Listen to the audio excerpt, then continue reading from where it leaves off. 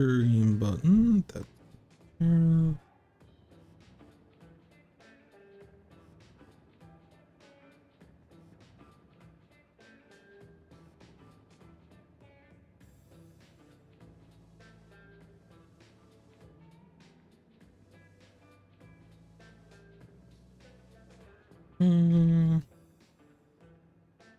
and cool.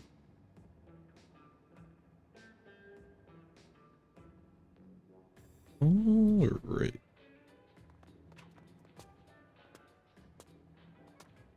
Honestly, I think for right now it's just gonna be a straight up review day.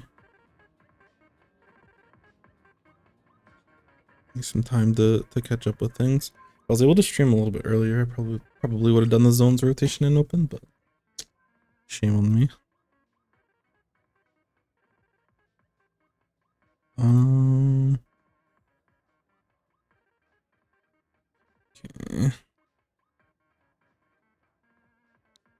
Okay.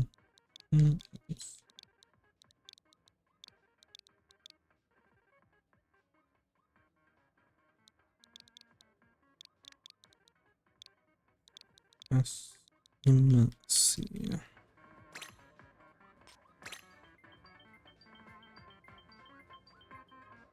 Okay.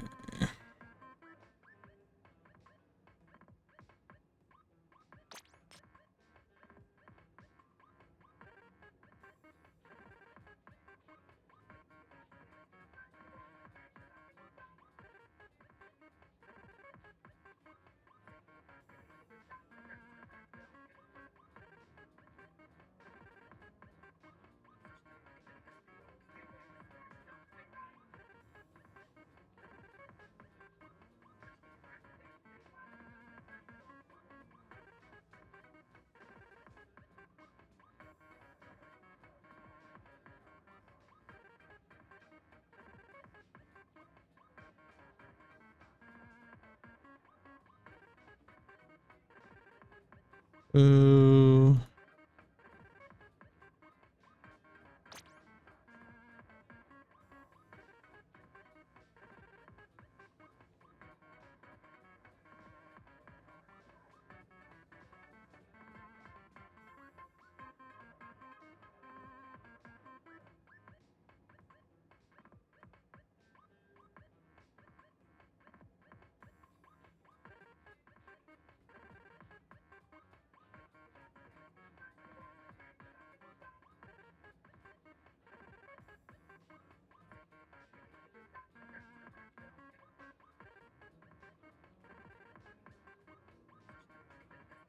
what's up, Fizzy? Are you up this early? You know, I went to bed really early yesterday. I was gonna sleep in the evening, and I was gonna stream in the evening yesterday night, and then I'm like, what if I just went to bed?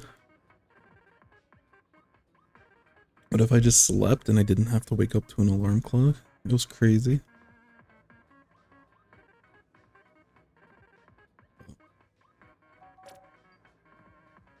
Anyways, we will get into it. Hey, what's up, Sons?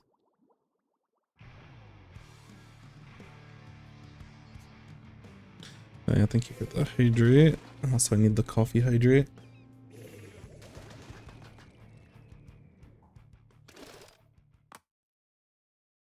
Okay.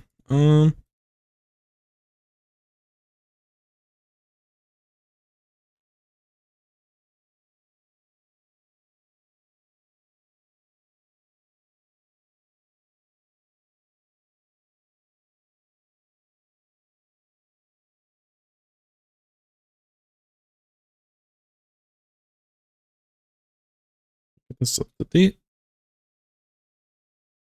So this will be a sort of review.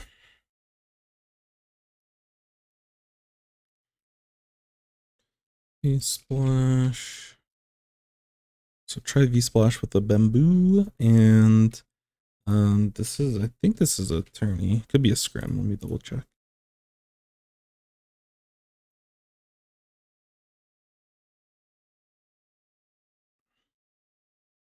Okay. So this was Reef Rush down 18. We're in the finals. So it's gonna be a little bit more of a observe kind of thing, more so than like if I have any feedback or any questions, I'll definitely talk through it. But this is a very this will be high level gameplay. I don't know if they're actually. I have to check. I'm not sure if they're in like plus server or anything. Definitely capable of doing so, but I wasn't sure if they actually were in there. Looks like +3. Alright, cool. Alright. But Arno's very, very good. Just player all around.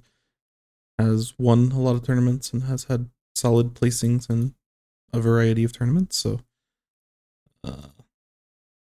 yeah. Anyways. Let me just ping them real quick in case they wanted to jump in.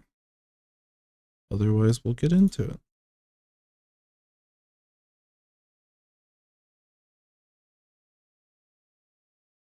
Shoot. I need to double check some of this. I don't remember.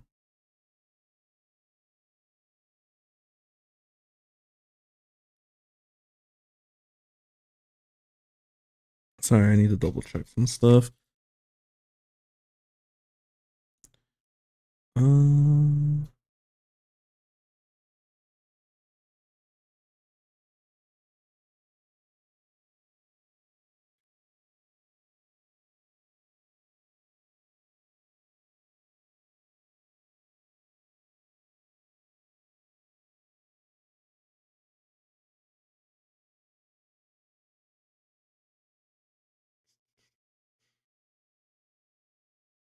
All right. So, honestly, I haven't really played with much bamboo. I cannot lie.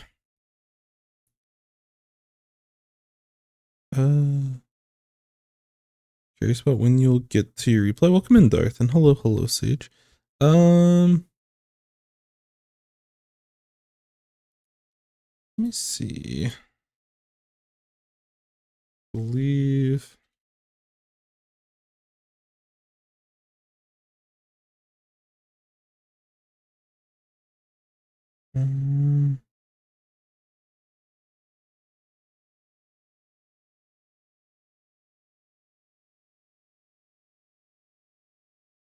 Let me look through. What is your name on Discord? I thought I saw you submit yours. I thought it was just like Darth. If I'm not mistaken. But I've been a little bit behind this week. Okay. Yeah, I see it now. Okay. So 1, 2, 3. Probably Wednesday of this week, I would say. It'll probably be Wednesday. But I don't have the perfect answer because sometimes like this weekend I was dealing with a lot of IRL stuff around the house that I needed to take care of, so I missed out on a day, but it should be about 2 or 3 streams from now, which should be Wednesday. Just kind of depends if something gets in the way, but I think this week is pretty clear. Next week is going to be a little bit busier, but this week should be pretty clear. So, but I said that before, and then I had Water Heather go out. I had whole bunch of stuff happening. Packages going missing left and right. Food not getting here. Anyways, that's conversation for myself. But yeah, definitely feel free to ask. Welcome in, RDB. Hello, hello. So yeah, anyways. So yeah, the Splash player, very, very good. This is the grand finals of I think it's an Oceania tournament, but I think it's open to everyone. This will be very high level gameplay. So it'll be a little bit of a mix between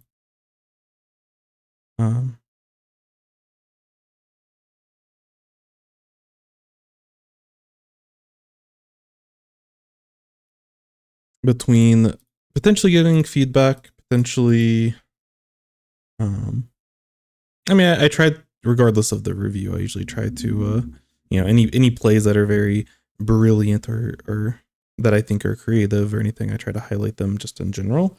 But it'll be probably a bit of a mixture between applauding, questioning, and potentially giving feedback. Yeah, thank you, Fizzy. Yeah, definitely. I'll have the review. Speaking of, one of the days did not fully upload. I'm uploading it now, but I think that was the day of your review, Fizzybone. So I was trying to like update the Discord before the stream started, and I'm like, wait, where's Fizzybone's review? And I think it was one that got not left behind, but for some reason it didn't upload. Sometimes when I try to upload multiple, I don't know. I'm still trying to understand YouTube and stuff. But sometimes it'll just like stop uploading for some reason. Snookums blessed that review. Let's be real. But anyways. Oh, this is not the right. Sorry, over on my end, I need to have the right one. Okay, this is the right one. So I do this. Cool. Okay. Anyways, so yeah, we'll kind of go through it. Very interesting comp.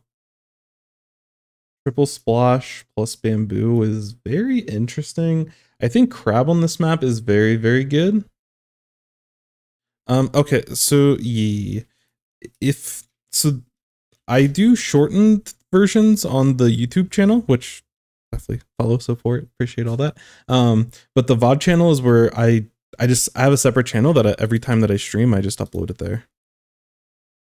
And it should go in order, but sometimes like with the 23rd of this month, that VOD is going to be a little bit out of order just because I made a boo-boo.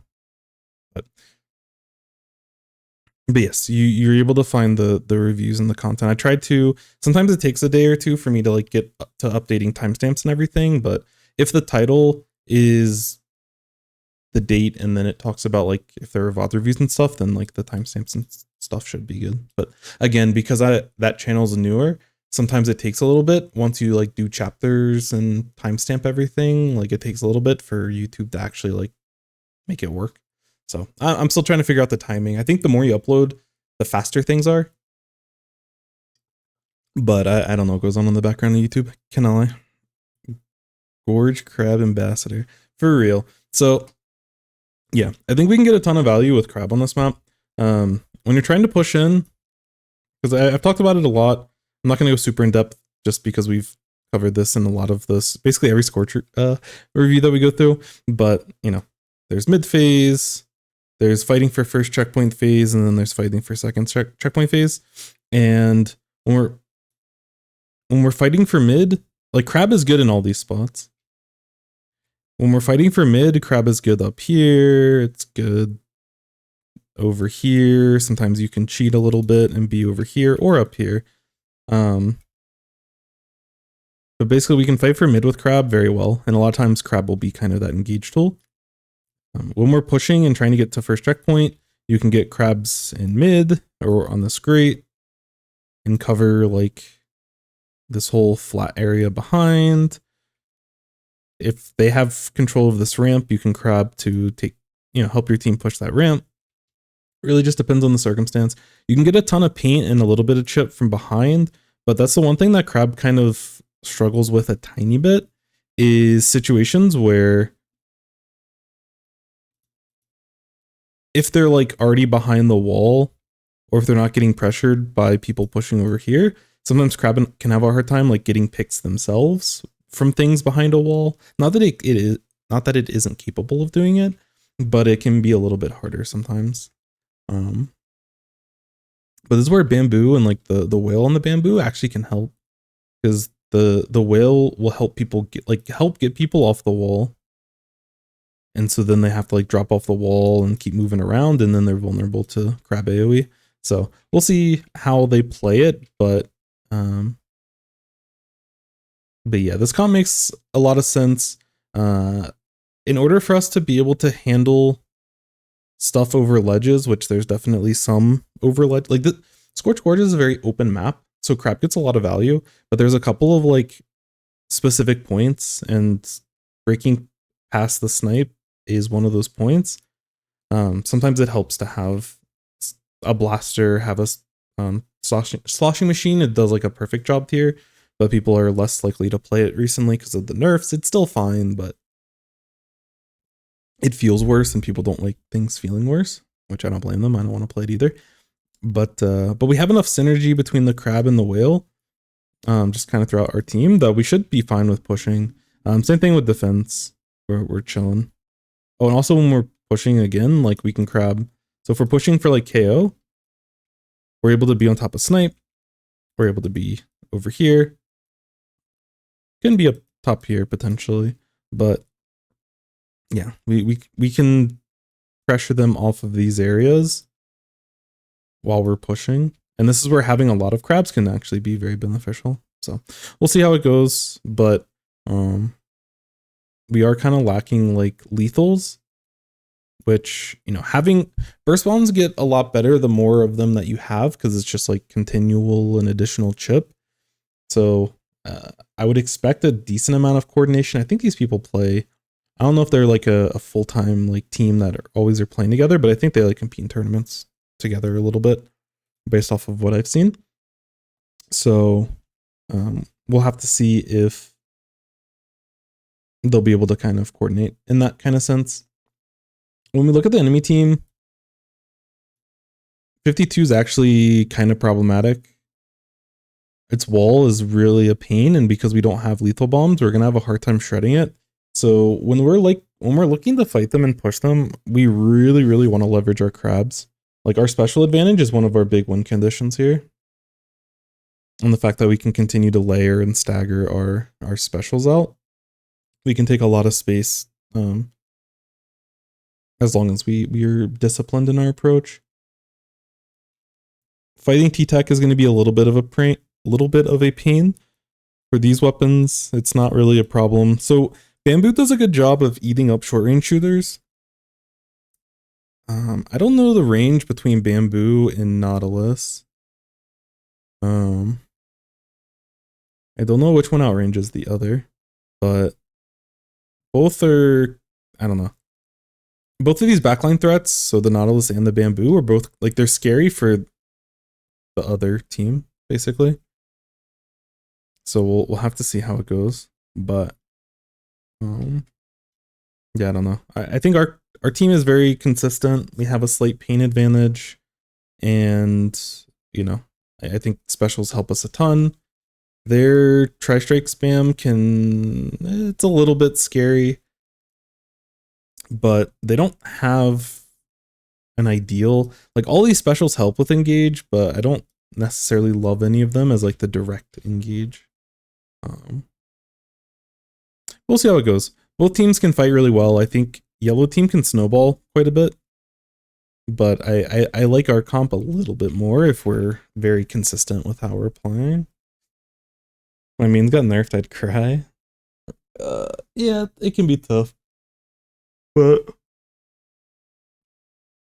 as someone that always plays meta, usually plays meta, it's not too bad. If you're not willing to flex off of it, then that can be problematic, but I think a lot of one tricks or people that are like really dedicated to a specific weapon, a lot of times can play around nerfs especially if you're not competing at like the super highest top level. I would say in like 95 honestly probably closer to 99% of competitive Splatoon, you can kind of run whatever. Some stuff can be a hindrance, and especially if it gets nerfed too bad, but I don't know. I think Sloshing Machine's kind of just chill right now. I know that you're not talking about Sloshing Machine specifically, but just as an example. And same thing with Stamper. Like people were like, oh man, they like killed Stamper and stuff, but then people play it and it's like, yeah, these nerfs are annoying, but Stamper's still like one of the most versatile and broken weapons in the game. And I was like, oh no, wait, this thing's fine actually. So, you know, the initial reactions from like balance changes, people have to actually like test and stuff to confirm their ideas before you are dead set on it. But if something gets nerfed and it feels really bad, like having to shoot slower with Sloshing Machine feels really bad. So often people don't test it as much, and the nerf feels like it's more impactful than it actually is. I still think Sloshing Machine's in a really good spot, but I don't think anyone wants to play with a nerfed weapon in order to like get comfortable with where it is now. Especially with Inkjet being as strong as it is currently. You probably just go to V-Try instead in a lot of cases. Or you can play the other Slosher and still kind of make do. And your other main doesn't work too well. And yeah, 52, quite problematic sometimes. I think it was already nerfed from 2 before 3 was even launched. Better not touch it. Yeah, I mean, they touched missiles. I think the weapon itself, they're probably fine with.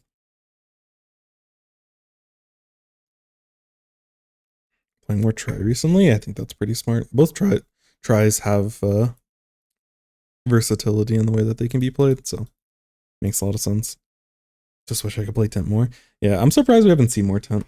I think Tent is quite viable currently, but we should see. I don't know which of our crabs are gonna get crabbed at the beginning. Enemy team has double bomb, so we're gonna give up Rainmaker pops in a lot of neutral cases. Looks like we're playing the more safe role on our team to make sure that we have a special ready.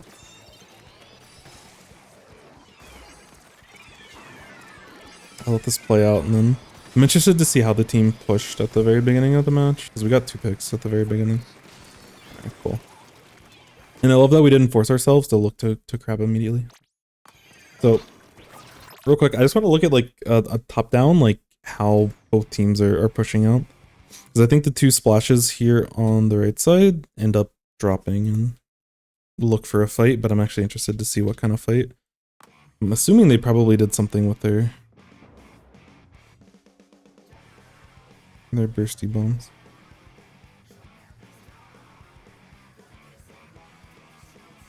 Okay. There's only 3 people on the thing, so we got a crab out on the right side.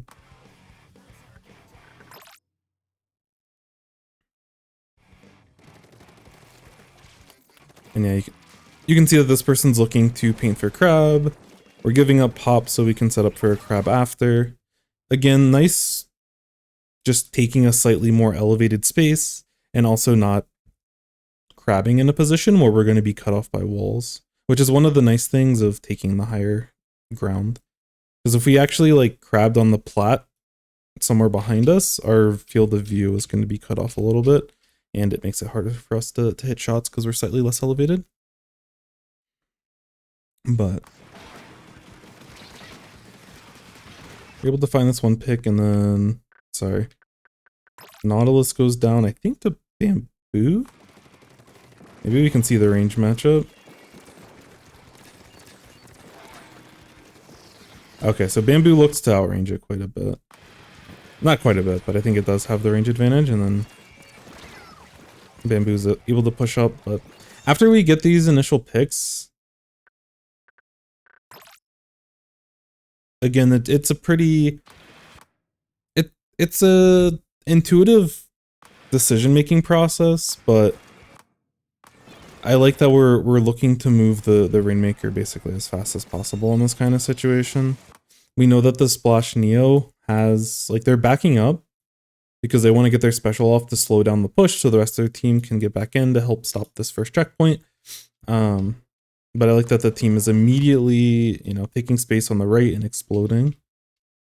And even for a weapon like Bamboo, where sometimes like frontlining like that can be a little bit awkward, when there's only one person left and you know that they're backing up, then you're able to, you know, it's better to play fast and be in like an uncomfortable spot for your weapon, but like you're not going to be put in a spot where you're going to run into issues, and then, you know, just patiently wait for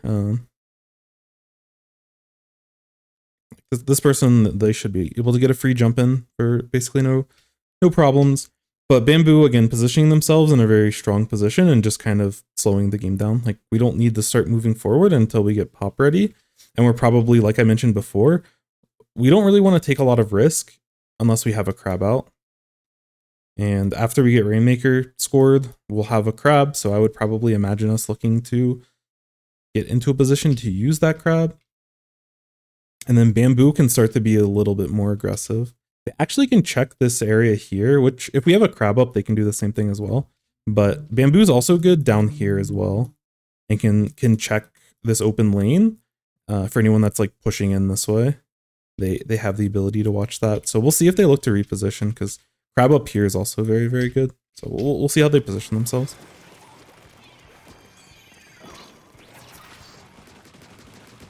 So we get early crab out, which sometimes can be a little bit like unoptimized, but the problem why, or the reason why it's not really a problem in this comp, is because we have triple crab. And when you have a lot of redundancy, it's usually not too much of a problem.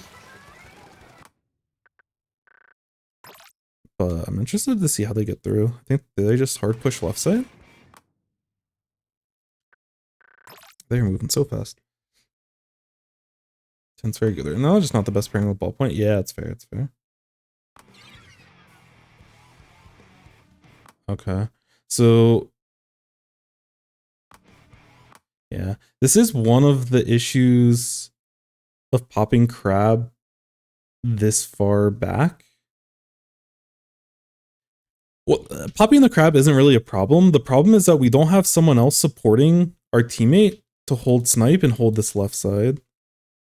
Enemy team sees that and they do a good job of moving forward. We might have a hard time fighting this directly because of these longer range shooters compared to us as splashes specifically. But if we wanted to contest this play, which crabbing in the spot kind of tells me that we do want to go for this type of play, I think I would have rather have seen either us immediately after the checkpoint or our other splash jump from the podium, which the Rainmaker's there, so it's actually a little bit awkward. But it'd be nice for us to get a second person up here before the enemy team is able to get into position to start really pushing forward. We're shirking over here. Interesting. Wait, did we fall off them? Oh no. So how did our... Did we fall off the map? Or did we die to a bomb? Oh no. Okay. So this play is actually not nearly as bad. Because our other splash that's in there can assist with the bamboo. So maybe that's what they were banking on. But after this person goes down, we need to be able to adapt to the situation. And against their comp, and because of the timing windows of us getting those picks, I think in my position, I think I'd rather have Nami like move forward. I don't know how close they are to crab. Yeah, they're still pretty close. So I'd rather them get into this type of position and just start getting some pain over here and get a crab out either, again, over here, up here, on top of the snipe. I don't really care. But I think if we get a crab a little bit more forward facing, that can directly help this bamboo that's getting pushed by the 52 and the T-Tech. We're in a lot stronger of a position, which we might not be able to get the crab out before those people start pushing us, but immediately looking to crab after pop is a bit problematic. But think we lose track of the T-Tech. T-Tech does a really good job of pushing through. We stall for as long as we can. Looks like we might be getting wiped. Okay, other teammate was able to make it out. They don't have a special though, so ooh, yeah. I don't know if we want to contest in this kind of situation. I think we have to kind of just accept that we're gonna go down. You know, like, we have to give up the space. If we take a fight like this, we're gonna go down. This is a really, really nice bomb from the T-Tech. But I think in this type of position, if I'm defending as the splash here, which in most cases, this person can stay alive and kind of dance around this back area and potentially back out if they need to. They can usually stay here for a pretty long time. It was really unfortunate that the bomb splatted them as fast as they did.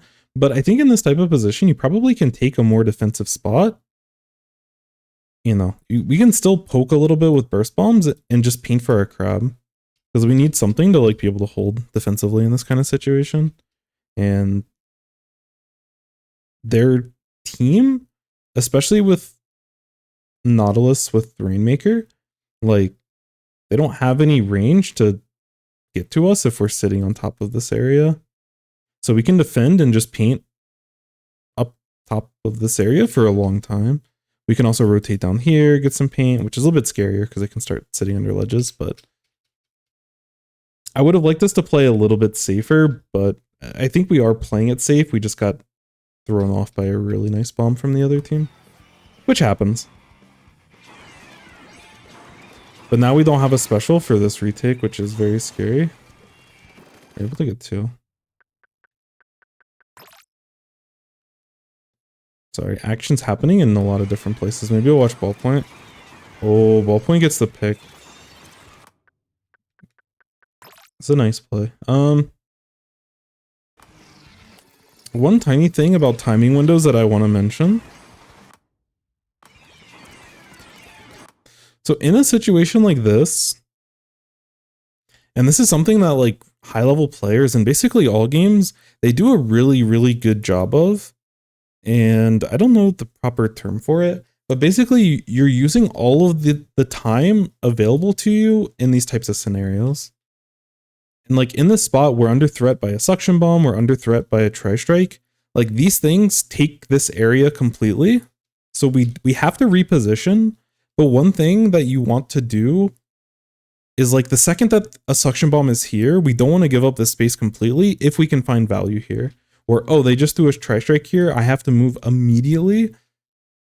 You lose a lot of value in those spots. And we end up getting an extra shot off. Or we get 2 extra shots off in this spot, and we're still able to reposition. So as you understand how to play the game faster, you can be more comfortable in these kinds of scenarios. Because this pick is really good. I think this initial pick from our bamboo kind of saves this play because we don't have any specials. We're in a really tough spot here. So, you know, we find an opening, and again, even though there's 2 things that are ready to explode us next to us, they don't explode for another like couple seconds. So we can use as much of that time as we can in order to get these picks. And this is scary for me. I would not feel comfortable getting those extra shots. But again, that just goes back to like how comfortable this bamboo player is with these timings. Is this a giant pencil? What is this? Is this part of the tri-strike? I'm so confused. I don't think I've ever seen that before. And then we're able to stop the Rainmaker when they start pushing in. That strike? I've never seen the pencil attached with the tri-strike. I remember someone talking about the little suction cup on the tri-strike when it lands, but we get a little bit ahead of ourselves. But again, we stopped the most important part of it. Our teammates can paint for basically ever and get more crabs, so 1 person going down in these spots isn't too bad because we can, once we have time to paint and get control and have our specials, we can stall for a really long time.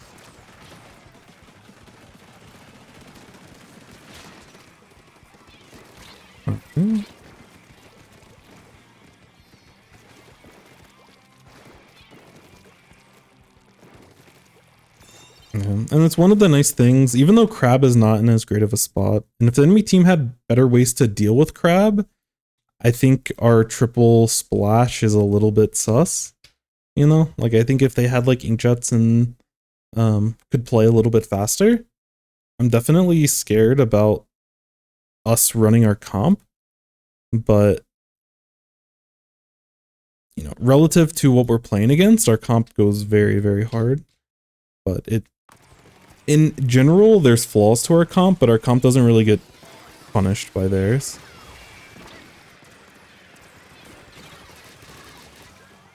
Solid push, we should be able to continue it. Oh, I just realized I'm on the wrong spot. So sorry. Okay, sorry. I want to look back in. Because Arno was playing more like defensive crab in a lot of spots, but now they go on the offense. So now we can kind of see some of the start of the push from their perspective.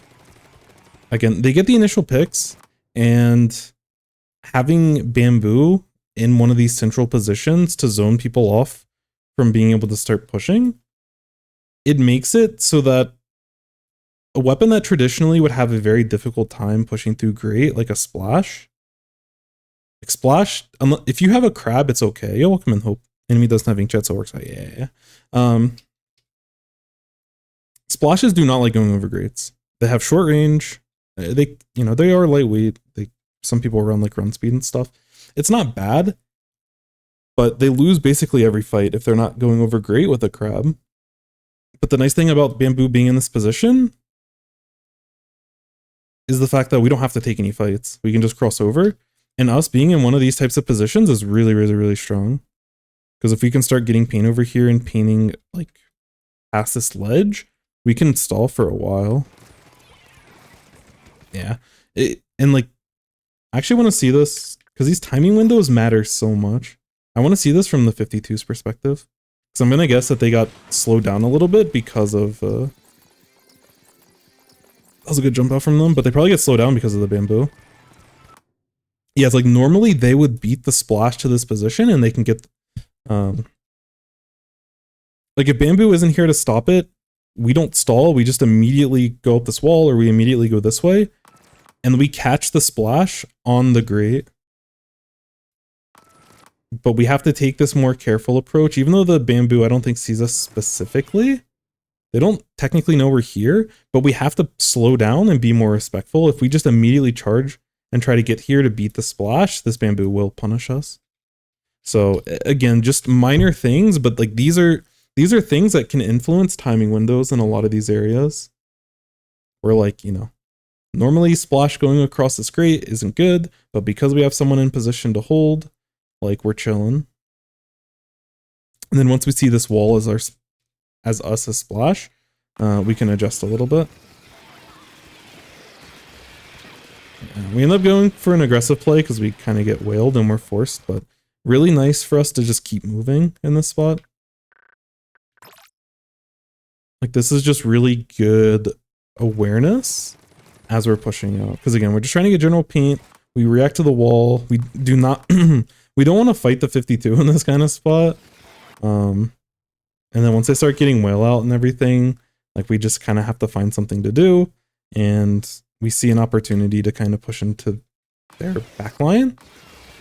And we just do a really good job of just continual movement throughout all of this. Get the bomb down, swim through this area. Like it's a very nice play. We get the pick, we just keep moving because we don't want to take fights.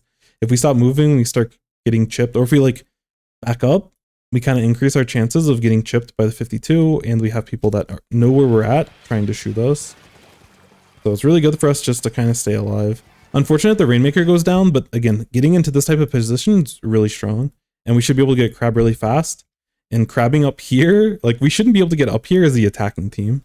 So being able to take this kind of position, you know, we can back up all the way to the Great behind us if we need to. But getting a crab up here basically can be like a GG because we hit their entire spawn. Like, what do you do against a crab in this type of situation? Yeah, what's up, Fade?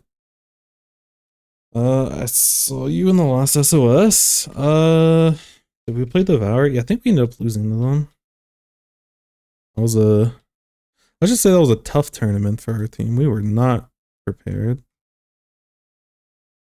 I think we played the Devour team in SAC and ended up beating them, but they got the best of us during SOS.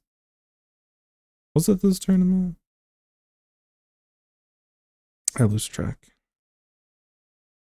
Yeah, they played very, very well. Yeah, that was a rough one. Anyways. So yeah, exactly like I said. We back up. We time it so that we have, you know, we have enough time to be able to back up and crab in all the way up here. And now these short range shooters are like pushing us as a crab, which is not good for them. They're not actually does a good job of shredding us, but not before we get to. It's cool. Oh. Nice of them to be able to stop the KO, but still pretty close. Oh, the game does continue.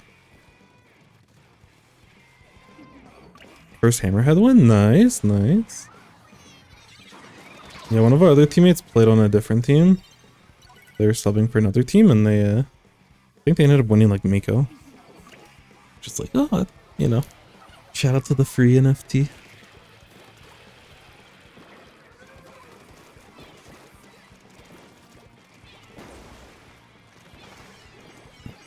So now in this kind of position, we're basically chilling. Like I imagine we're gonna continue to push with our crabs, but we can stall this game out for basically ever.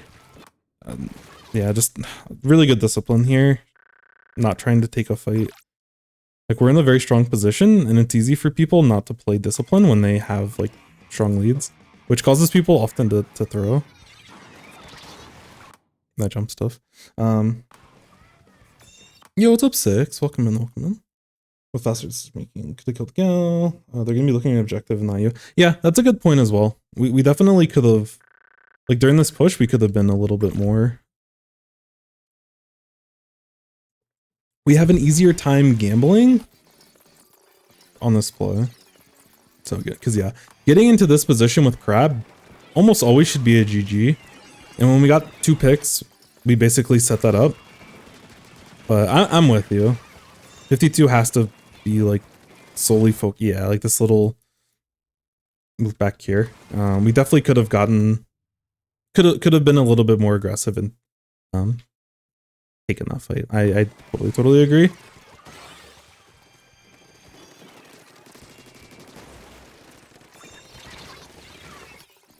And then tough there.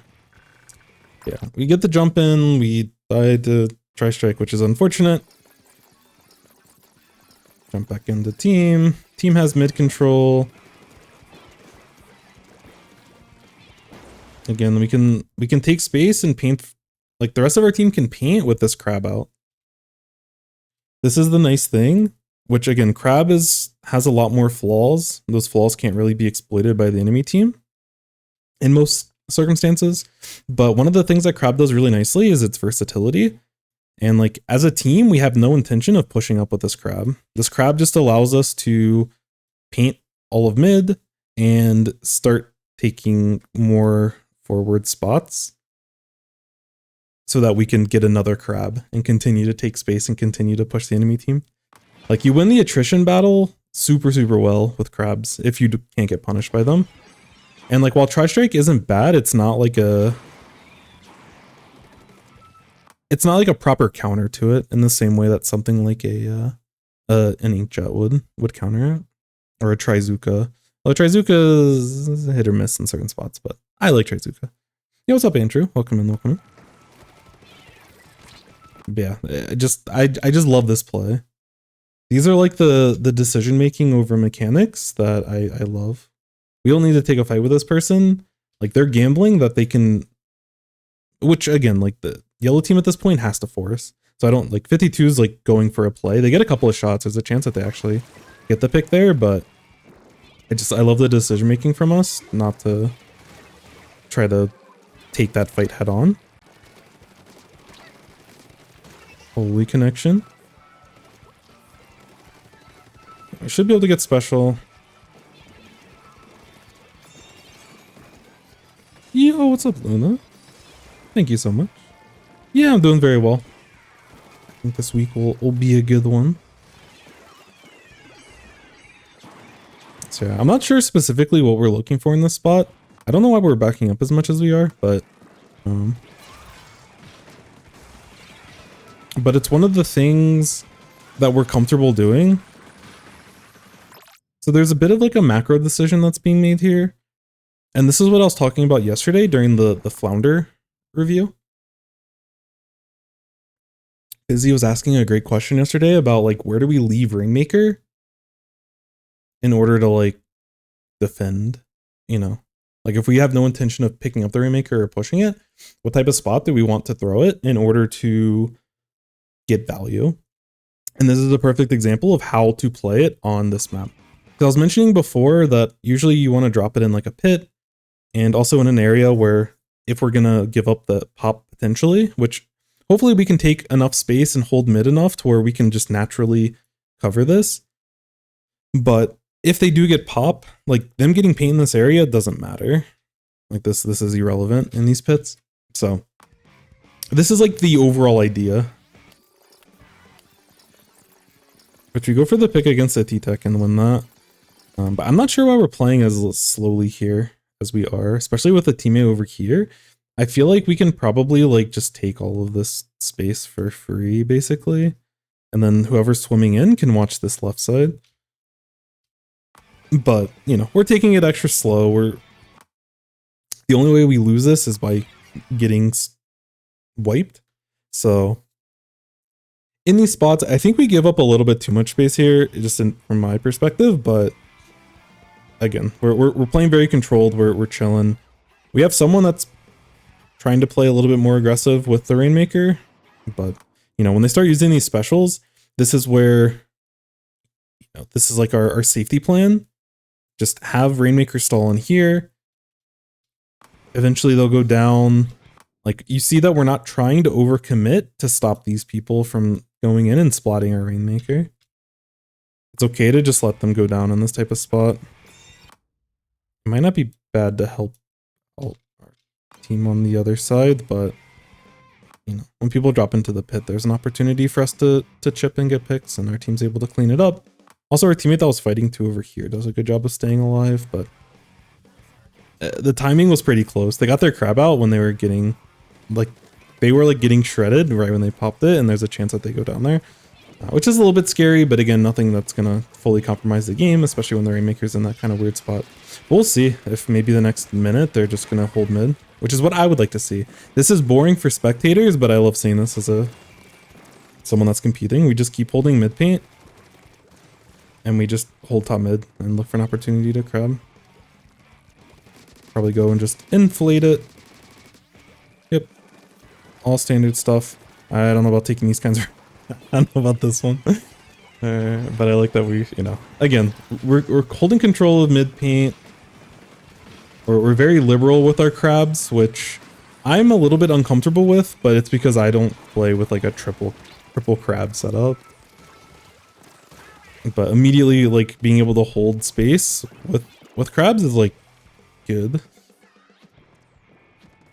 Like each of these crabs are pretty low quality. We didn't need to pick up, but it doesn't really matter. But yeah, I love discipline. There's a couple of risky potential spots, but that's one thing that I would say that's really interesting is that a lot of the crabs this game were very low quality. Like in a vacuum, they're very low quality crabs. And if you were like the sole crab on your team that was like the important special to like hold and stuff, then I would be criticizing these crabs a lot more. But when you have the redundancy of triple splash, triple crab, I would be uncomfortable using crabs as fast as we are, but I think that's the way that you want to play this type of comp. Because you don't want to give up a ton of space so that then you can use your crab. You can constantly just keep cycling crabs basically indefinitely, so it's good to just get them out as fast as possible. So yeah, in the context of their comp, most of them are pretty good. I totally agree. But if I played triple splash, I would not, because I've never played it before, but I would not be as liberal with my with just throwing crabs out. But yeah, I think it makes sense. Because yeah, exactly like you're saying. They always have like every time that they pop crabs, they have like a target in mind, they have a teammate that they're looking to help. You know, even toward the end, like, you know, when they were pushing the Rainmaker, we had crabs to look to get those like picks and stuff after. So it's a really interesting kind of style of play, but overall, I think they played this very, very well. The only real thing that I would criticize is us adapting on our initial push. Because our team, I guess I can just scroll to it real quick. I don't really have a ton that, like, in terms of like, because usually after reviews I'll go through like, oh, like work on this, work on this. There's not a ton that I would say in this kind of game, but I think we played it really well. I think, you know, our bamboo took just very consistent, solid positions, and we saw the effect of what they're able to do. But this type of situation here, so far, if our splash doesn't go down here, this setup's okay. Because this person, they're watching drops, but they can also rotate and potentially help our bamboo. I do think that we could push another splash through to actually hold this area. And like the position that we took later on when we went through Great and us wanting to hold this area, I think we actually could get another person in this spot. But again, I think we're playing a little bit more disciplined. I think going into this game and basically throughout this game, part of it was I don't know if it's necessarily a skill diff, but it definitely felt like a comp diff at the very least. I think both teams are pretty solid.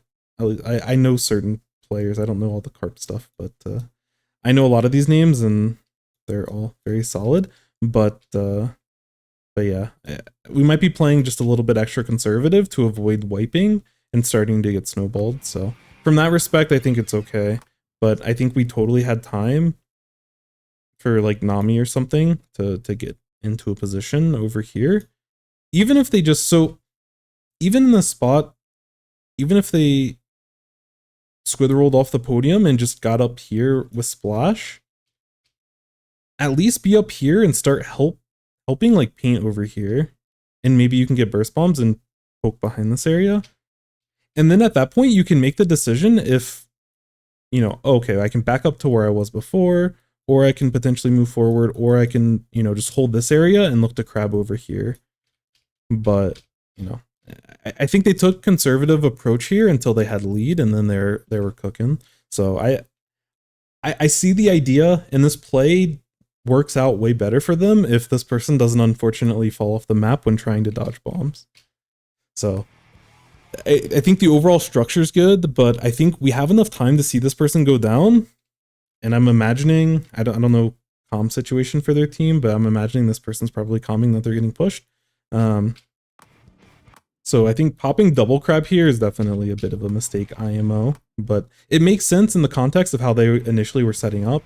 But a lot of things happen in those like 2 to 3 seconds that like kind of changed the dynamic of this play, which caused us to end up using both of our specials and wiping. So I think we could have done a little bit better job adapting in this type of situation. But if they didn't have comms, it's whatever. But this is a very scary push. This is a very, very, very scary push. When our splash goes down here, there's a good chance that we just straight up lose this game. Like, we can hold the KO, but like they should almost be guaranteed, unless some big play happens, the yellow team should be guaranteed at least a push to like 30 or 40. Because we have no special charge. We have 20% each. And in order for us to get additional paint, enough for a special in this case, like we have to stall for a long, long time. The macro on our team is really bad. And I would be really interested in just understanding from the bamboo side, like their thought process when going for this play. Because it could just be a simple, like, I'm going to move forward, I'm going to poke, like, I'm just going to hit stuff.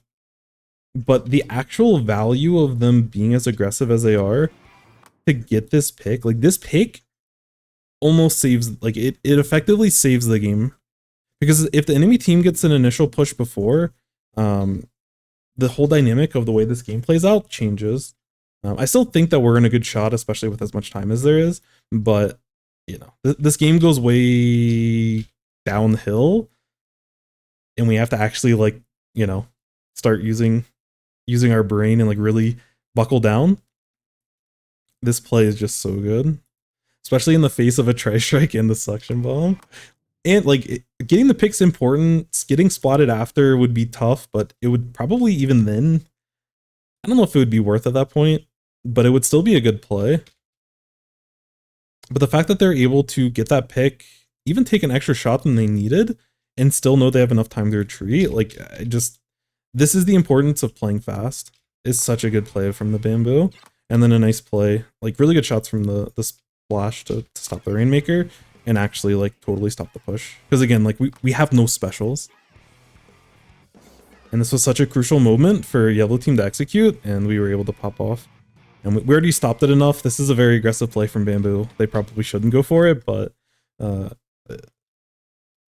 really, really nice play. Just overall, but super good stuff. Thank you for that, Adrian. That was a really fun game to watch. I miss all the crabs. Crying.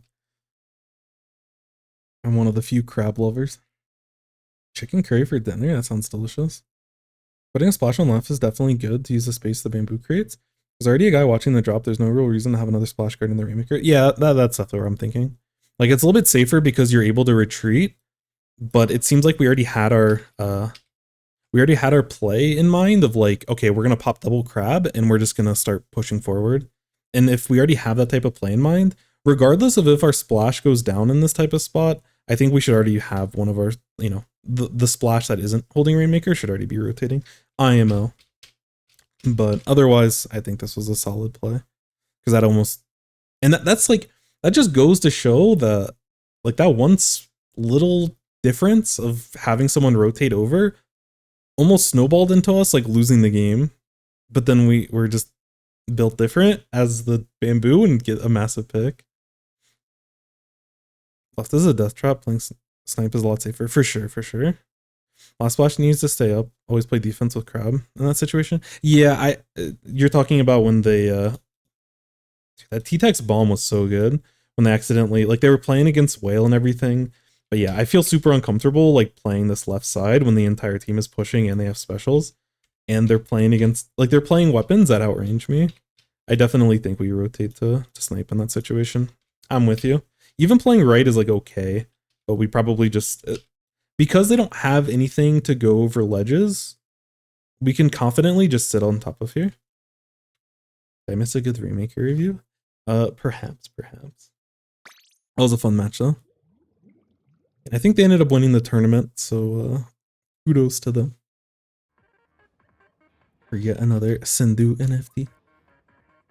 How long ago was this? This was 27. Wait, no, sorry. This is when I downloaded it. That's so weird. They timestamped the download, not when it actually was played. Arno submitted this. I have the thing up. I can just look at when the tournament was held.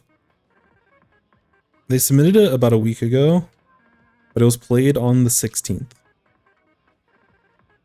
So it was after all of the inkjet buffs and stuff, but yeah, probably a week and a half ago.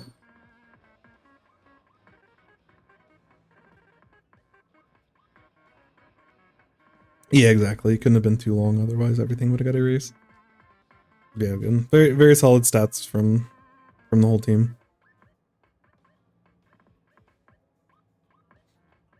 Pretty solid paint numbers, consistent crab number across the board. Again, Bamboo. I think they said this was a 3K, like 3000 XP Bamboo player. Super solid.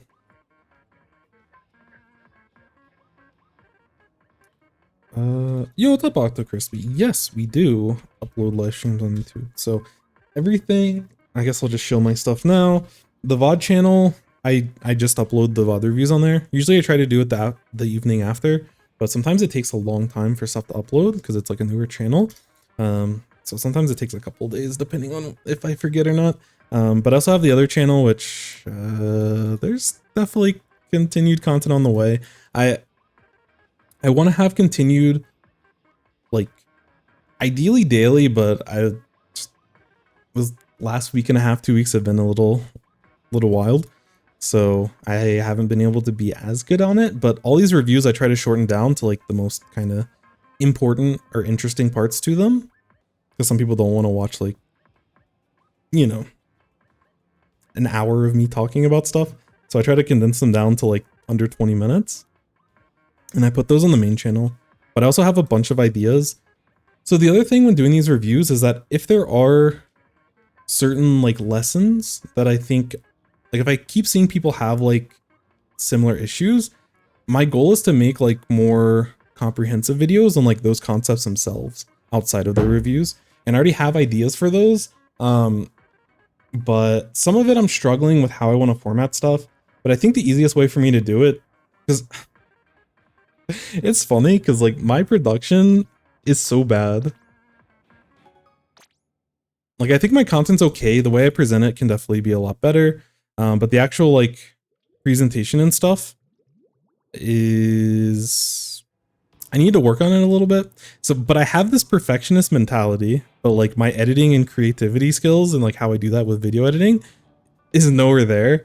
So I think the best thing for me to do and what I'm going to end up doing is like, I'm just going to try to do like bare minimum, like short and sweet, get to the point, you know, a couple minutes for certain videos. It may be like 10 or 15, but I don't want, like I've done some of the videos in the past that are on the main channel and they're like 25, 30, 40 minutes for like concepts that I realistically could condense down to a handful of minutes, which I like the nuance. I like providing examples. You know, I'm not trying to be like, oh, like here's 3 tips to make you a great player and then not go through it. But it's finding the balance and I'm still working on that. But I have an idea of what I want to do. And I think I'm just going to go for like the, you know, I'd rather get just push the content out and get feedback and kind of look at it myself and then kind of decide if I want to, like how I want to improve the editing. Because the other thing about it as well is like editing takes me a long time. It's gotten a lot faster since I've done it. If you know, like the more you do it, the faster that process is. But yo, what's up, Jamie? Hello, hello, hello. Welcome in, welcome in. But I think what would be best for me is just get stuff out there, and then over time I can continue to improve. But when I start, or like when I stop making stuff, I start getting into this mentality of like, oh man, I have to like shape this up. And there's other videos that could have been smaller videos, but like scope creep just keeps happening. I'm like, oh, I want to talk about this. I want to talk about this. And it's like, these can be like a series of videos. Just get stuff out. And I hate myself for not doing that. And I'm like catching myself doing it. So, yeah. Anyways, long story short, main channel should have a lot of content coming through. There'll be a consistent stream of reviews, but there's some other bigger lessons that I want to get on there. And I'm also open to other ideas of what people want to see, you know, if people have questions about things or, yeah, I'm still trying to figure out exactly how I want to structure everything, but yeah. Purple for Grimace.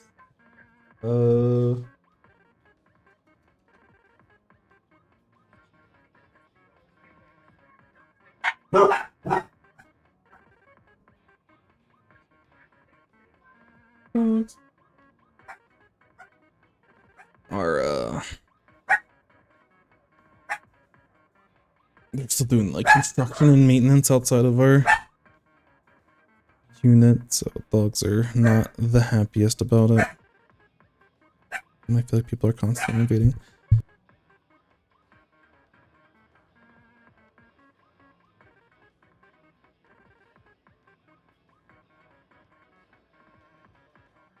Let me get some water and calm her down 1 second.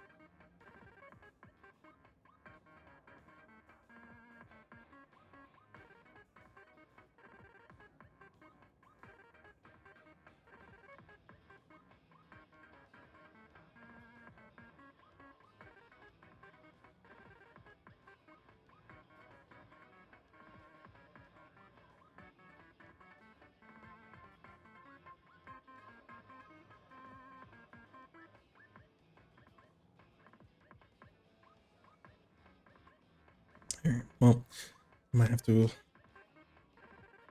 Dogs are a little bit more chill now, but they're probably some of the banging and stuff in the background isn't gonna stop, so I'll try to mute and avoid some of the dog barking, but you'll have to bear with me. Anyways, did I get a new pup? No, it's just the small dog. She's having a fit. She does not like the idea of people invading her space. With just a lot of the construction and stuff that's happening, she's very much on edge. A lot of noises and stuff, like, I don't know. She barks because she's just like very like nervous and scared at the end of the day. Which we've gotten some like calming stuff to try to help with some of that. It can be hit or miss, especially if it's like a consistent banging and stuff. It can potentially be problematic. Anyways, oh yeah, you said, have you had the Grimace Shake? I did, and then I didn't actually make a funny TikTok, but I've been enjoying those. Yeah, unironic review of Grimace Shake. It's pretty good. It tastes like it's basically just berry flavored. It's like a blueberry, like mixed berry kind of feel. It's pretty solid. We take those. I still hear mine since the postman's roaming around. Yeah, it's tough.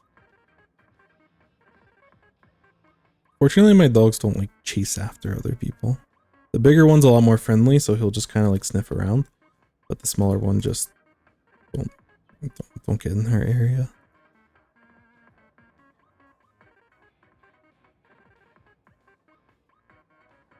It's been hard to socialize them, and with just like the pandemic and everything, but now we're in an area where we can at least like, when we go on walks, she's able to like observe more than what she's been able to do in the past. And I'm not like a dog whisperer, you know. I kind of learn as I go. I'm a relatively newer pup owner, but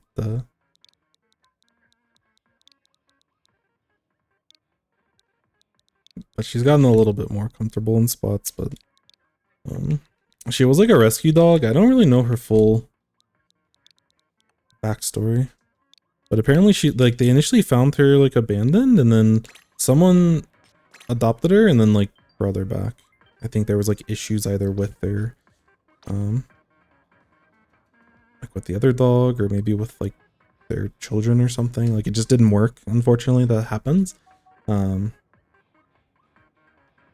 There's like little things that I'll notice with a smaller dog where she gets really nervous about nice. You always make me happy if I see a Splat Zones review. I love all the modes, but specifically I love Splat Zones. But anyways, with the like whenever we go near like drains and stuff, probably because she's a smaller dog, she gets like super nervous. Like sometimes I'll have to like pick her up almost. Or sometimes I do have to pick her up because she just like will not move. Usually we can kind of like circumvent and go around the storm drains, but if like with all the construction and everything, sometimes we kind of have to pass through, and she just is like, she's terrified. So I'm guessing that there might be like there might have been something in her early life before we ended up adopting her that maybe she's got scared of drains. Because one of our older dogs, like a long time ago, they had, I think they were rescued and they were like tied to a tree. Like their leash was just like tied to a tree and they were just like left there. So the dog was like super malnourished as like a baby, which meant she like grew a lot shorter and like her growth was stunted basically because of that. And yeah, she had like behavioral issues, and any sort of like loud noise or inclement weather or anything like just terrified her. So you never know, you know, the dog's backstories and stuff. But you know, they have a good home, good life, but that stuff definitely can stick with them for their entire life, which, you know, is very understandable. If you get left out in bad weather with no food and water, that is gonna happen. Why do you want to do that? Yeah, I don't know. It's a tough world we live in, but it at least makes for, you know, you feel extra good of like, oh man, like, you know, they had to go through a bunch of tough stuff, but at least at the end of the day, they have a nice home and people that love them, and yeah, make the best out of a bad situation. But yeah, some of the stories that I hear from like shelters and stuff, it's like heartbreaking. It's so hard to like go to, like, I can't ever go to shelters. Like, I don't know if some people, because I know some people will like help like volunteer at shelters, like walk and feed the animals and like, you know, give them attention and everything. Um, but it's so hard. Like hearing those stories is like heartbreaking, and every time I go in, I'm like, I need to like come home with a dog. So both my wife and I are like the same way. So it would be, yeah, we can only go there in certain circumstances, but definitely respect to everyone that makes those things work, because poor little innocent creatures. What, you know, what can you do? Anyways, speaking of, I don't know how to segue that to the review, but let's segue into the review. So, their naming game is Mr. Egg, so we're gonna go with Mr. Egg. This is a Stamper, which again, Stamper recently got nerfed, but still in a good spot. IMO, and this is X. I'm just gonna put X. We all know what X is. X battles around 1950.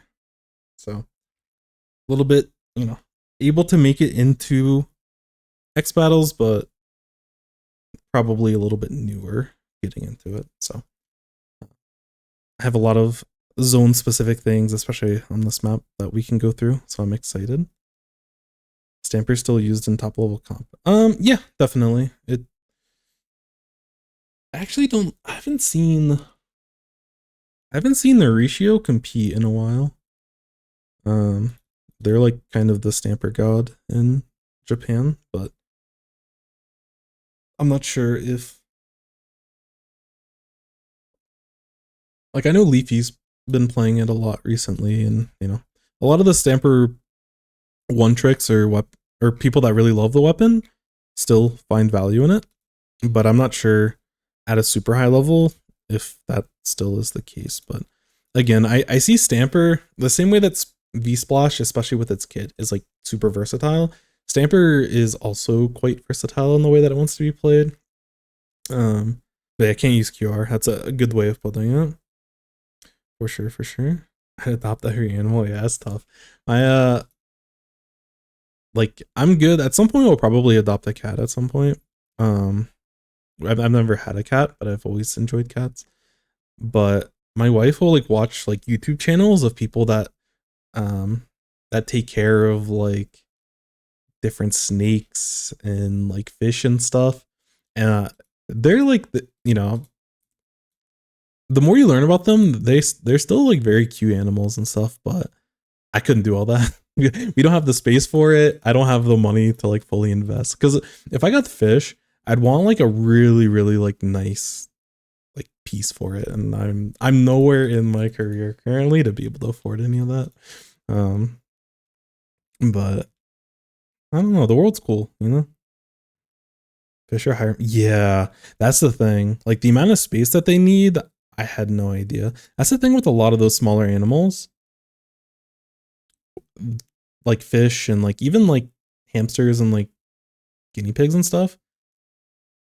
Like you kind of need to give them a decent amount of space in order to be able to exist. Because he paid 3,500 to do that. Wait, that's sick.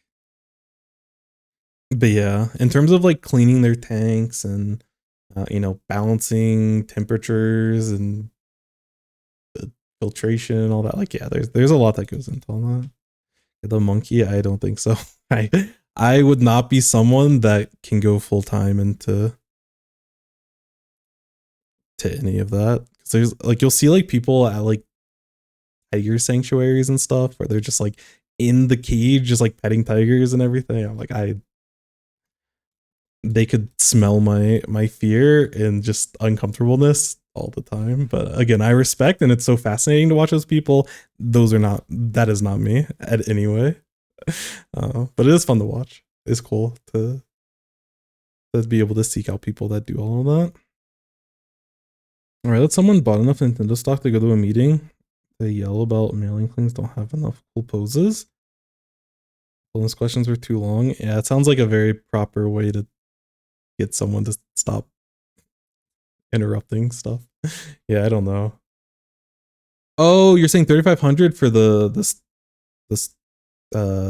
shareholder stuff. Okay, gotcha. I thought you were talking about the fish stuff. I'm like, I didn't know that. Busy at fish. But yeah, no, I got you. Sorry, I'm on the same page now. Some species of lizards are they need larger tanks. Gotcha.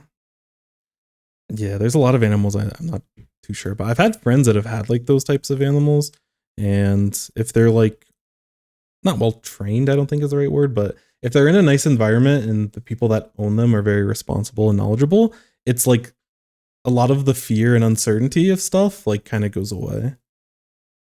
But I don't know those things, so I don't want to be the one, making those decisions. I keep tarantulas. Holy, that's super cool. Simple enough.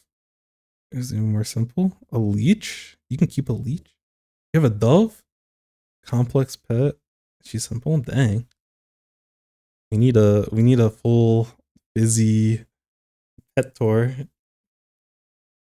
That's super sick.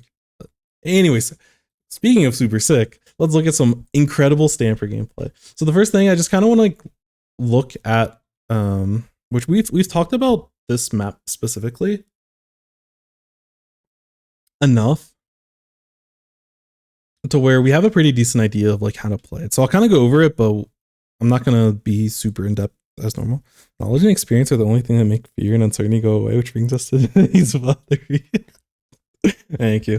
I knew someone would be better at segues than I am. But yes, exactly. So the biggest thing on this map, like these little plats or whatever people call them. I still didn't look at Jim's callouts, my bad. These are really important for holding control, as well as being able to, like, when you're trying to retake, you need to be able to push using these. But if you're also looking to stall out the enemy team and hold zone, it's really important to be able to hold this. Part of being able to do that is, having range to keep people off of these areas, having specials to keep off of these areas, and kind of the main thing that we're going to look at. The other interesting point with this map, like you usually don't have to push too much past this. I would say like, sorry, this is like the farthest you'll ever push forward. Outside of rare scenarios where you can actually like get up to here. Sometimes getting up to here earlier on is actually kind of solid, but usually we can stay pretty solid in zones at least. Each map is going to play a little bit different, but yeah.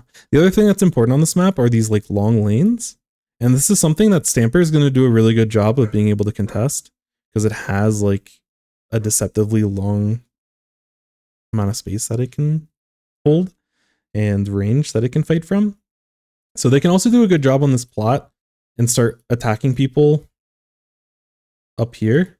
Attack people that might play this little tiny area here. But yeah, Stamper can get a lot of value here. Because of the smaller ledges, I think burst bombs actually are more valuable on this map than some others. So again, our kit is pretty solid. I don't really know. Also, I don't know for yellow team or blue team. I think, yeah, yellow team. Okay, cool. So I don't actually know how we want to get value out of Zipcaster here.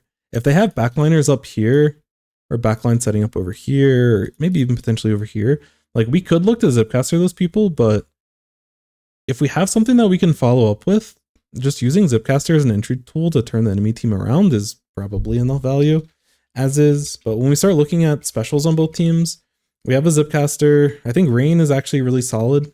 Like C-Jet is basically just a stall tool. Pretty average with a shooter, decent paint, decent special, good sub, and Brush is another weapon that can get around this map pretty fast, and sometimes cutting through and cutting around mid. And like sometimes there's small windows where you can actually like push into the enemy side. You can either go the long way, but yeah, sometimes there's some tricky stuff. I haven't seen enough Brush on this map, but there is some tricky pathing that they can actually take advantage of here. But we have a lot of bombs to work with. And I think once we have control, we should be able to stall. We're playing against T-Tech, again, standard shooter. Aerospray can paint a lot. We can see them get a lot of value out of Booyah Bombs in this on this map, but there also isn't a ton of paint. Like we can paint at a base, like retaking with Booyah Bomb, because of all the paint that we can get. We can actually, like Aerospray is actually not too bad in this type of circumstance, but we have to be a little bit careful about when we use our Booyah Bombs, because there's only so much paint that we can have on these types of maps. Another Stamper, which is going to be an interesting matchup, and then Paintbrush. From what I've seen, it seems pretty solid on these maps, especially with the lower ledges. I think that we can hit over a lot of areas pretty easily. So I'm not sure exactly how they'll want to position in this match, but we'll kind of see how this goes. But overall, I think I like our comp a lot more. I think once we have good control, I think we can hold it for quite a while, but we'll see.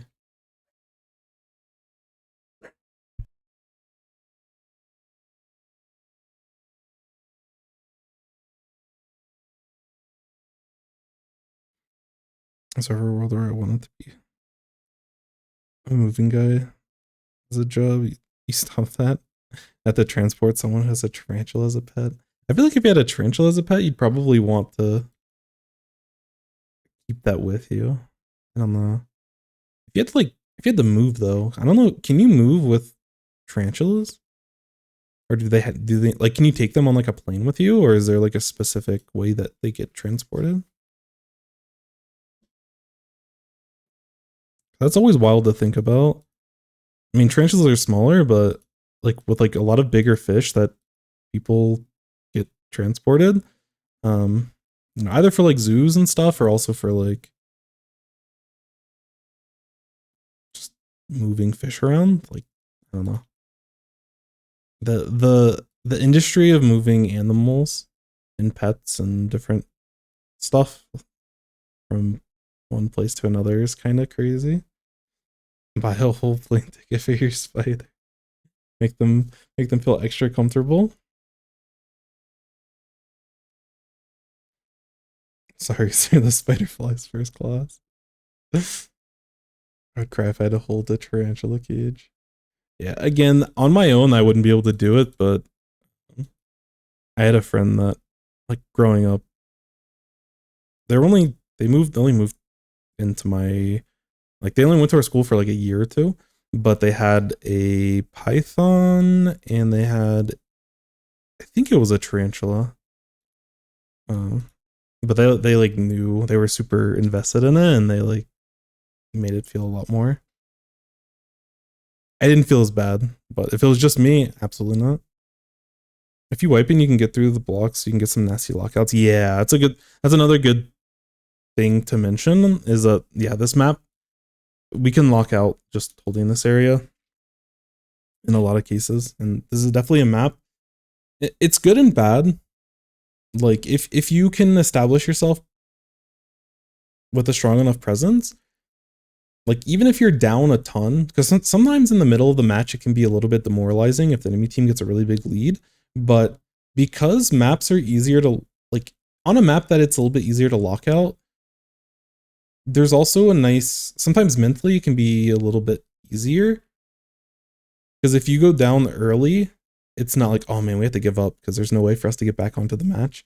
Like if you're playing Flounder, for example, and Flandre is also a lockout map, but also like you should try to never wipe on that map. But like at least in higher level competitive, if you lose a ton of points early on in Flounder, it can be really hard to actually get back. But if you do wipe, then lockout there is actually pretty bad too. But yeah, sometimes mentally it can be a little bit easier if the enemy team has a really strong push at the beginning to know that, okay, if we have a strong lockout, we can just kind of KO here. Hey, what's up, Lucy? Hello, hello. Arrow spray, my secret weapon to the mint sweep. Larger spiders scare me. I certainly wouldn't. Real. I wouldn't trust anyone to carry my tarantulas but myself. Yeah, it's fair. It's fair. People ship tarantulas and stuff through the mail? Really? That's crazy. 3 of mine came to me in a straw? That is fascinating. Yeah, I need a whole lesson in like tour of all of all of the pets that you have, Fizzy. Sounds super fascinating.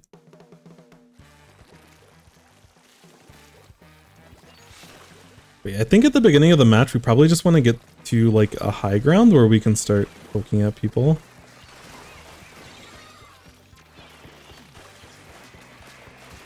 Nice. Able to play the long lane and hold our range.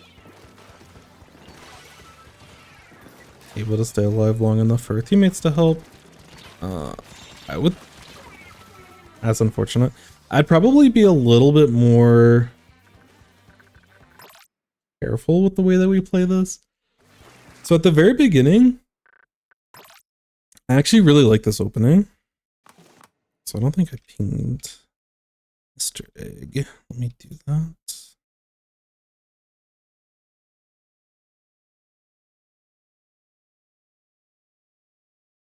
Okay.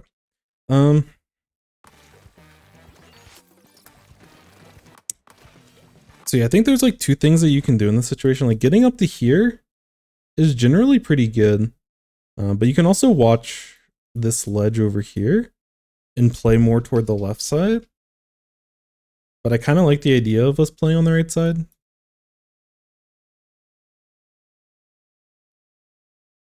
But our, what's it called?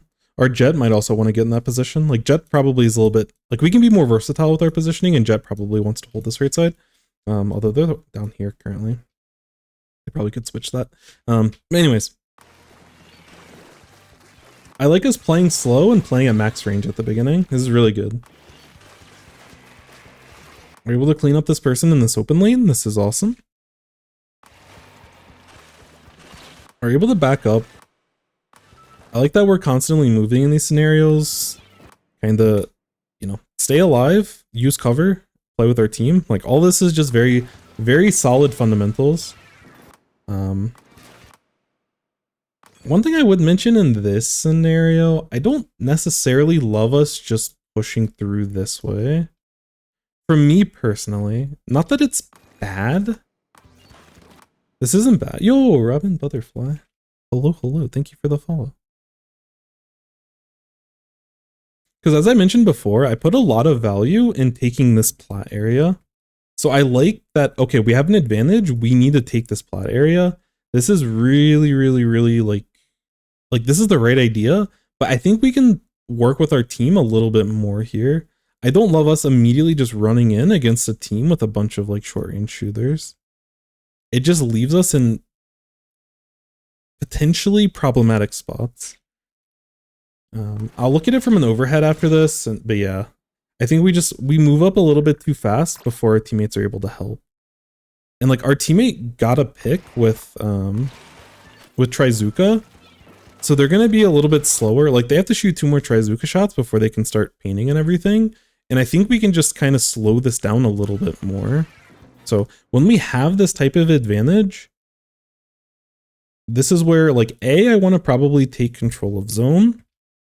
But in terms of us positioning, either we can play around top mid or we can, you know, I don't know if you noticed that the Jett ends up going down over here, but just holding this type of area, watching this ramp, watching people potentially push us far right, I think slowing it down for the rest of our team to get into position to be able to move forward, in my opinion, would be a little bit safer. There's plenty of stampers, and this is where, like, sometimes stampers are very confident just running in and just one-shotting. And some of that I'd have to, I'll leave to your discretion a little bit, but I would, us pushing in this type of scenario, there's still a lot of enemy paint, and there are still like 2 people up, like mid even, there's a lot of paint area. So I would like to clear things out in mid. I would feel a little bit more comfortable before pushing in. If we knew that there was like an E-leader sitting up here or something, and they're very vulnerable, then I'm okay with us directly attacking. But because there isn't like a backliner that we need to like get into their zone in order to start taking control, I would much rather us play it a little bit slower. Against their comp, especially with Stamper down, we like heavily outrange all of these people, and I'd rather us just play more solid and let our, let something like a brush initiate, or let one of your short range shooters initiate. But again, I like the aggression if there's a reason for us to do it. And in this spot, I don't necessarily think that we have to. It's not a bad play, because there's definitely a world where you just run up to this arrow spray that's going to have a hard time immediately spotting you, and you just one-shot them. But I think on average, I'd rather us just be a little bit more in control and just get, like, just paint this area, make sure zone's taken care of, get paint in this area, and then like try to pair up with one of your other frontliners, because you know that they're going to push in this area anyways. Because I'm sure that they're going to focus on zone, and then they'll eventually start moving forward. But they're focusing on this before they can actually start helping you. Because like now they're ready to move forward, but you're down at this point. So I'm more comfortable with you playing a little bit slower, but I don't blame you for wanting to move forward. But if there isn't a backline or some like high priority target that we need to focus on, that's sitting on high ground, that's going to prevent us from pushing, I don't think we need to be as fast and as direct with the way that we play. But before that, the 2 picks that we got, Paintbrush and staying alive and working with our teammate to get the splat on the Stamper, all this is super, super, super good. So definitely kudos. But I think that we're just a little bit fast after we get those initial picks. But depending on how our teammates play, they probably should just chill for us to jump in. But we'll see how it plays. Our timing is very fortunate there to miss all of that. Nice. Yeah. This is another situation. We don't necessarily have to be as forward. This play isn't bad, don't get me wrong. Like, pushing up, your teammate gets a pick, y'all have 2 down, you can start to look to take this type of play. This isn't a bad play. But again, because of our range comparatively to the rest of our team. Also, welcome in, Jay the Inkling. Let me catch up with chat in a second. But welcome in. I personally, because your team has numbers, and like you'd have to assume that your brush and like your 2 frontline are probably going to directly push this. It's totally fine. Like your burst bombs help a lot with as an entry tool. But another idea that we can do is we can take this wide route and like start painting behind them so that they're stuck over here. And you can kind of, not that you want to play slow, because I definitely like us being fast, but we can slowly get these picks. We can very quickly take this space, like immediately get over here, take space, immediately start painting this area. And then once these people are trapped, we can kind of slow down a little bit and either like force them to jump. Maybe our teammates get picks. But I just like that more full control approach. But I can't blame you. We know that the last 2 people are here. But I like locking them down from that separate angle, especially since we were already on the right side. But you are coming in. Someone's close enough for us to go in and just, we catch them at basically an off angle. We hit the shot. We immediately back up because we had our window to potentially get the splat. We do some damage, which is good. But I like that I like the discipline and the decision making on your part. Go for this pick, can't get it, back out. We have the numbers. I don't need, like, there should never be a situation that you ever get splatted here. And I like that you play it in a way to where that happens. So again, I like playing this right lane a little bit more, but your play is like totally solid.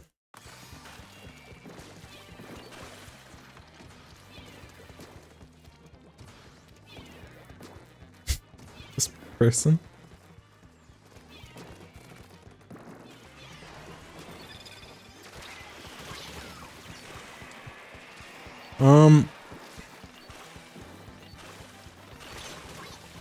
Nice pick. We'll let you cook a little bit. But I do want to go back to one of the parts.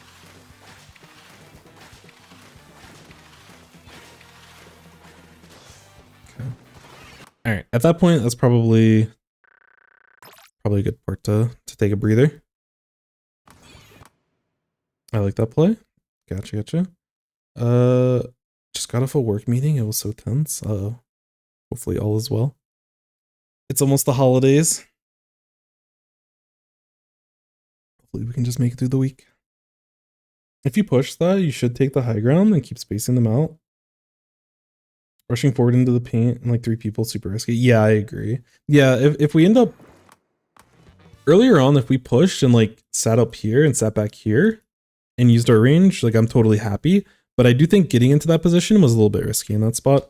So yeah, I'm with you. There's no reason not to flex your range there. I agree. Like the other plays aren't bad, but I do like the idea of taking advantage of our range whenever possible.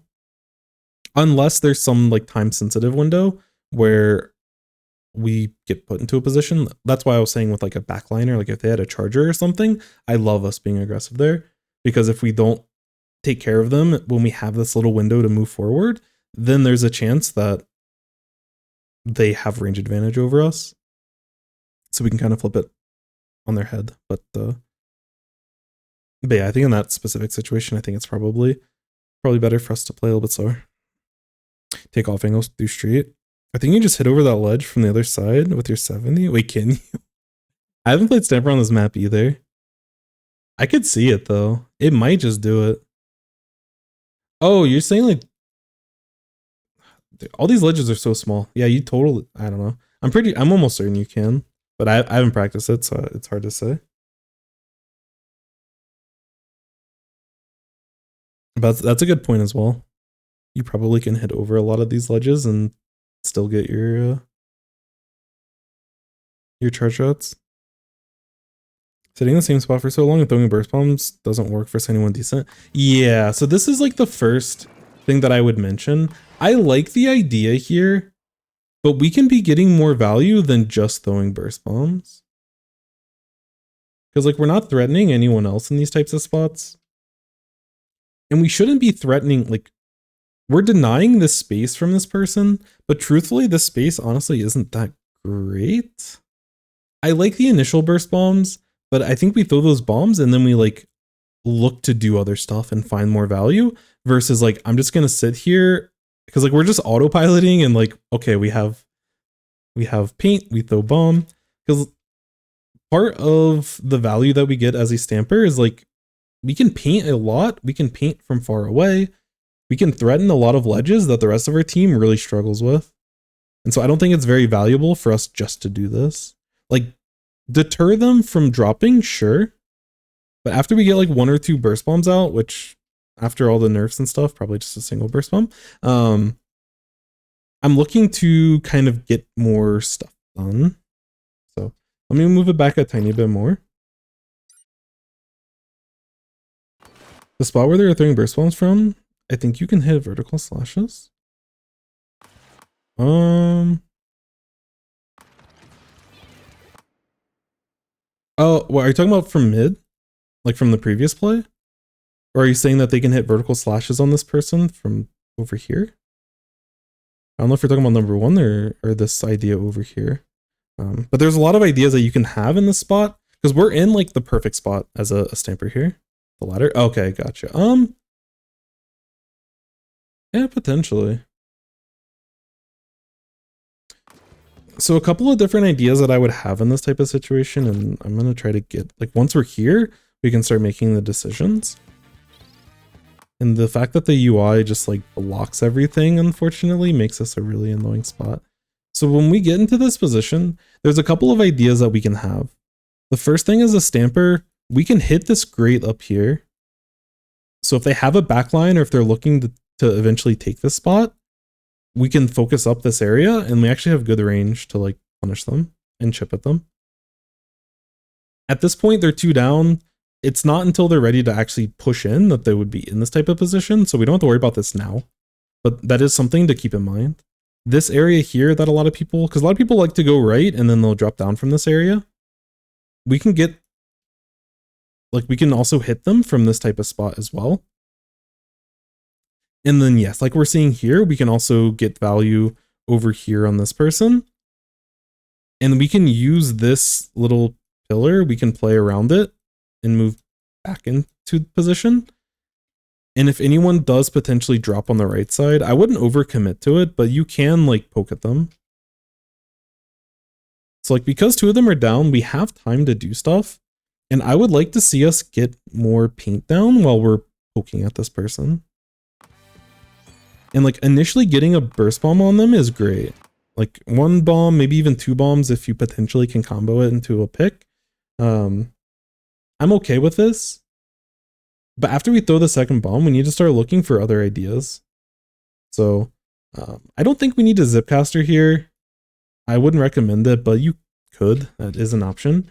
But I would like to use this pillar, this little pillow here, to get more angles. So we can paint this area over here, and we can get, like, we can look, we can still, like, there's still enough time for us because the enemy team's still coming out of spawn. One of them, I think, is moving in. Like, this is the only potential threat currently. So I'm okay with us focusing this person, but there's better ways for us to do it. So if we wanted to play around this little green pillow and start getting more direct shots so that this shield isn't in the way, that is a way that we can do it. We probably could get underneath this ledge and slash at them and ledge camp them, but this is a little bit risky, but it is an option. But we can more safely do it from like back here. And then we can make a decision. Do we want to pressure this person? Do we want to get paint in their pit? Another idea, potentially, I think we have the timing window where we can actually keep moving. So we get to the pillow, then we can jump on this box and we can actually get over here. Because of the range that we have as a stamper, if we have the time, so if we go over here, we jump on top of this thing, we jump over this way. If we're able to back up and hold, so if we can hold this area here, we can prevent people. So now that we're up there, I'll get rid of the other marks. So if we're holding this spot up here, we can deny people from coming up on the right side there. We can definitely deny people from using this bridge over here. And we can either force the enemy team over here, or we force them to like have to use a bunch of their specials to deal with us. And this is one way that we can leverage, and like Hope said, we can flex our range by getting into these positions. And like getting into this position is a little bit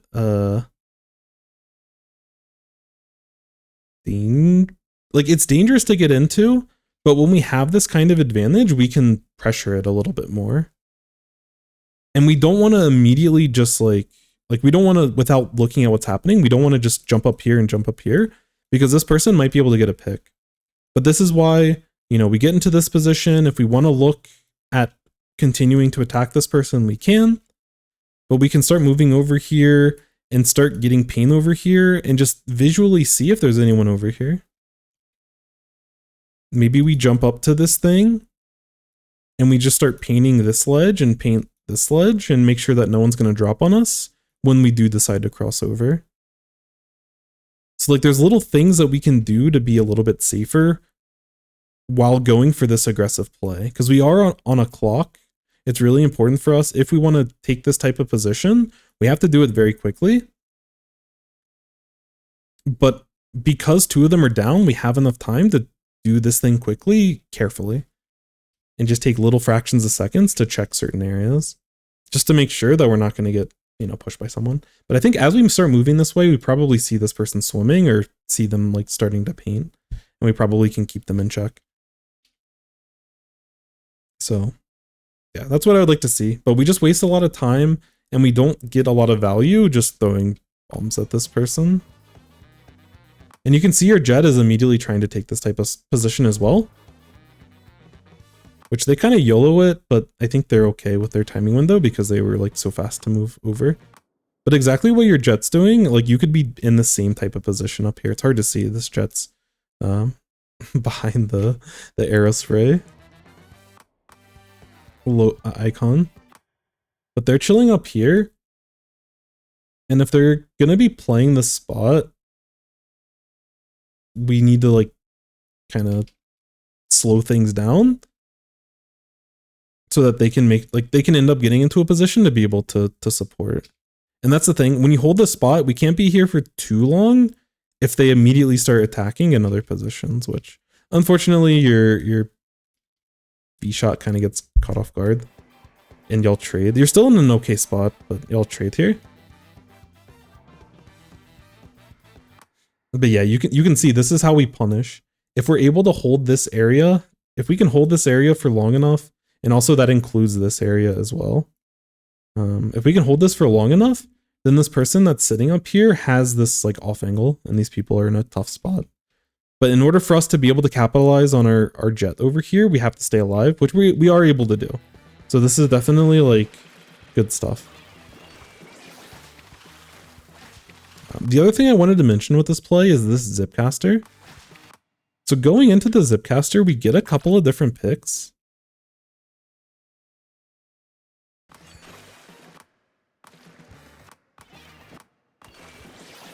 So there's 2 down currently.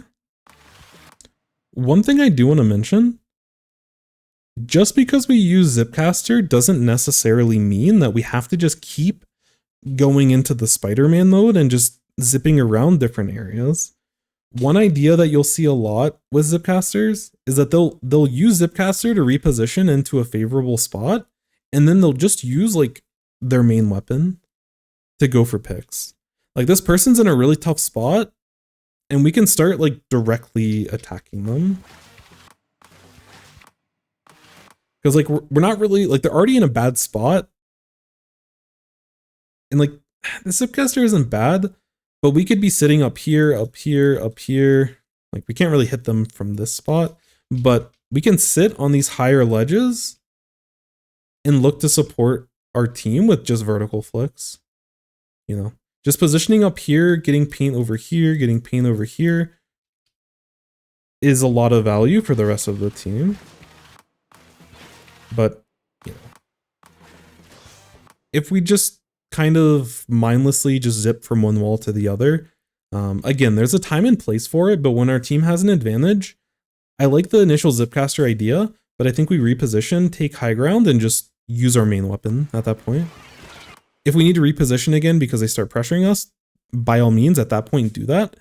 But I don't think we just zip from wall to wall just during that time. I love to hold their plow with Rapid Pro.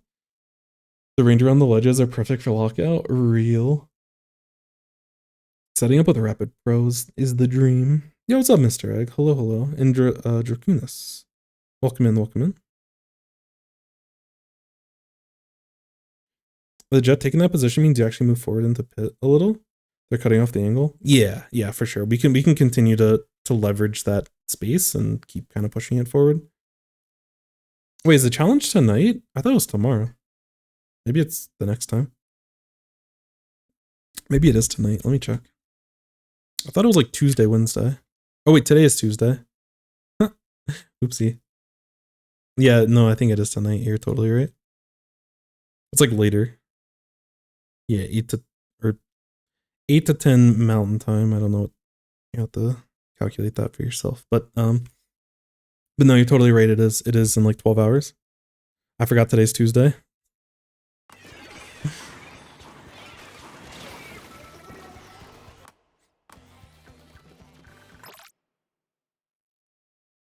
Because yeah, like when you're zipcasting around, like this type of Zipcaster, it does distract them a little bit.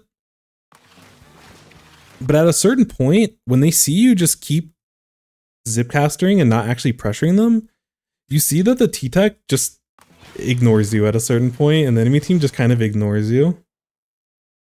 And they're able to start taking space like early in this type of scenario. And unfortunately, we get picked here. If we could have backed out, we potentially could have stayed alive long enough to KO here. But I just kind of, from an overhead perspective, I just kind of want to show this whole situation where like you initially get a couple of spots or like a couple of like your initial Zipcaster like threatens this person and they get really scared and they're focusing on you. And then the more that you just start hitting random spots and you don't really have a target in mind, you see that this person just ignores you. Like they don't care about you at this point. They're like, I mean, part of it is like they have to start taking risks because they need to get into the zone, but they have plenty of time until after your Zipcaster to retake. But they just disrespect you at a certain point because they're like, oh, this person doesn't threaten me. They don't have like an idea in mind of what they're doing with Zipcaster. They're just kind of Zipcastering around. And this person, they don't care about you either. And that's why if you get up here or something and you can directly paint and pressure these areas, then while you're still Zipcasting, this person isn't already moving up on your team. Because if you keep this person distracted and slow them down in their pit, then the rest of your team has enough time after they get the pick on the paintbrush to kind of reposition themselves and be ready for this push. But because we failed our job of distracting them for the full duration of our Zipcaster, they're getting pressured by two people with tri-strikes before we get in. And that's kind of why some of these this initial pick goes down. And they're able to take the space. So I like the idea of the Zipcaster. And like Zipcastering toward them, like toward the walls, like the first 2 or 3 Zipcasters I think are fine. But at a certain spot, just again, like take high ground. Again, I would probably sit on like one of these uninkable areas. Probably this one is probably the safest. But get into this position and just like threaten. You can also be on top of this block if you want. Obviously, you know, your comfort with the amount of distance between you and the enemy is like, that's how you kind of measure where you can position yourself. But we give up a ton of space because our Zipcasters were very aimless. And the enemy was initially scared, like, oh no, they're gonna Zipcaster onto me, and then they're like, oh wait, they're just kind of going in circles, so I'm just gonna go. And then unfortunately our jump in gets punished.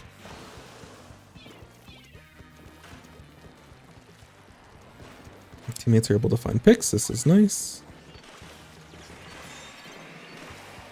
Where are we looking to position here? Looks like we're going onto this right side. Able to watch the lane, able to hold zone. This is very good.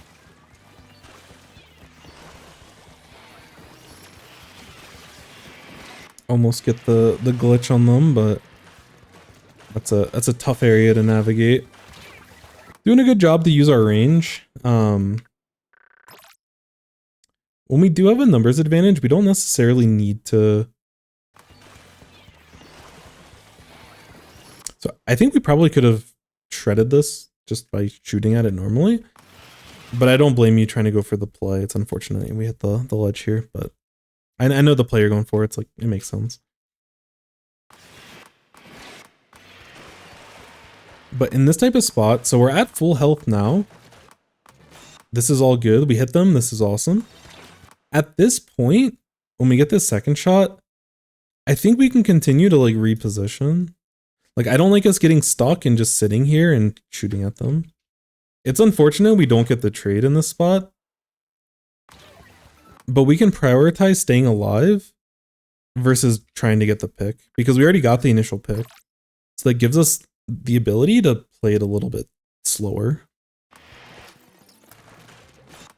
And this whole scenario, is just a place where like we should basically never, kind of like we were saying before that you did a good job with earlier in the match, you should never get splatted in this spot. Like we have numbers. One of them's jumping in and one of our teammates went down, unfortunately, but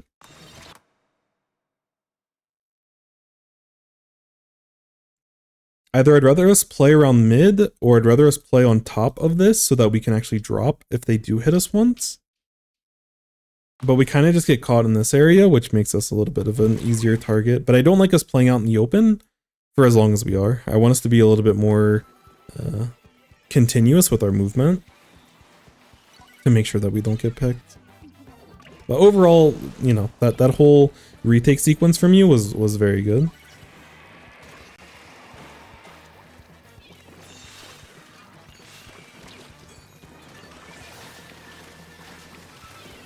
PP poo for life.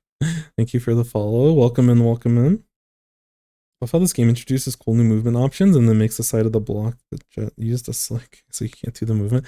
Yeah, I feel like there's a world where they introduced a lot of squid rolling and squid surgery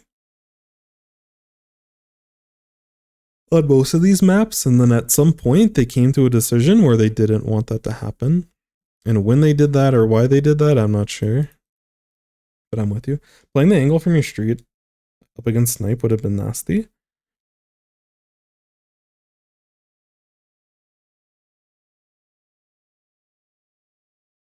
Oh,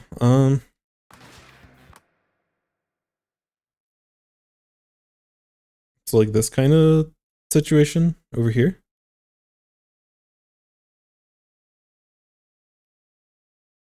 And having that off angle, because yeah, like being over here is great. You know, you could potentially play over here and it's fine. Yeah, I do like this left side because the rest of your team's in mid. But yeah, I just don't like us being out in the open. But this is an alternate, like this is definitely like an angle that you could have rotated to. That I agree. I certainly enjoy the idea. And we can get a lot of value in those types of situations. Oh, I didn't see the initial part of the Zipcaster.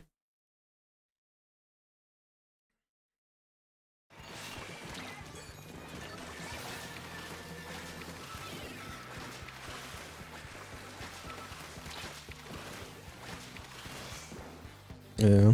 The idea is fine. It gives space for the rest of your team. I like the idea.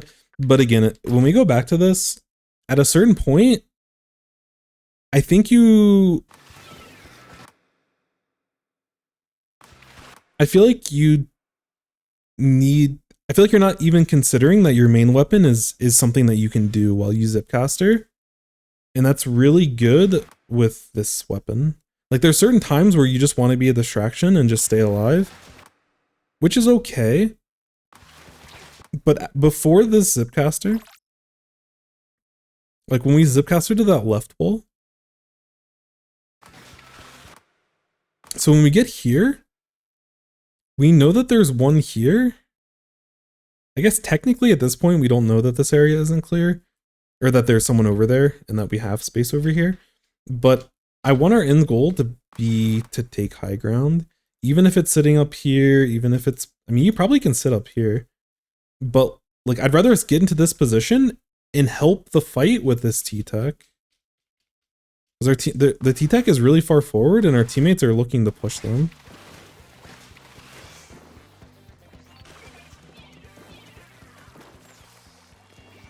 And again, our Zipcasters sometimes just feel a little aimless. And like the Zipcaster again, there's a lot of nuance to like how you want to use Zipcasters, but I want you to, in a lot of these ideas, I want you to consider using your main weapon more. So initially position yourself to high ground in a ledge that you have good visibility and you're also pretty safe. And like use your main weapon and just poke at those other people. That's kind of the ideal way of going about it. We maybe could have looked to jump to our team in that spot. There wasn't a good opportunity for us to do much there, but But yeah, again, overall, I really like your ideas. I think sometimes the angle that we take and the execution, we can work on a little bit, but that's a little bit of a scary play, but they're like that Stamper is distracted by the rest of your team, so it's okay for you to take that play. But there's a world that we jump there and we get one shot by the Stamper, so we just got to be a little bit careful. But overall, like in the context there, I think the play is like totally fine. Again, using our range, this is awesome. This is a situation for us to be able to poke at them.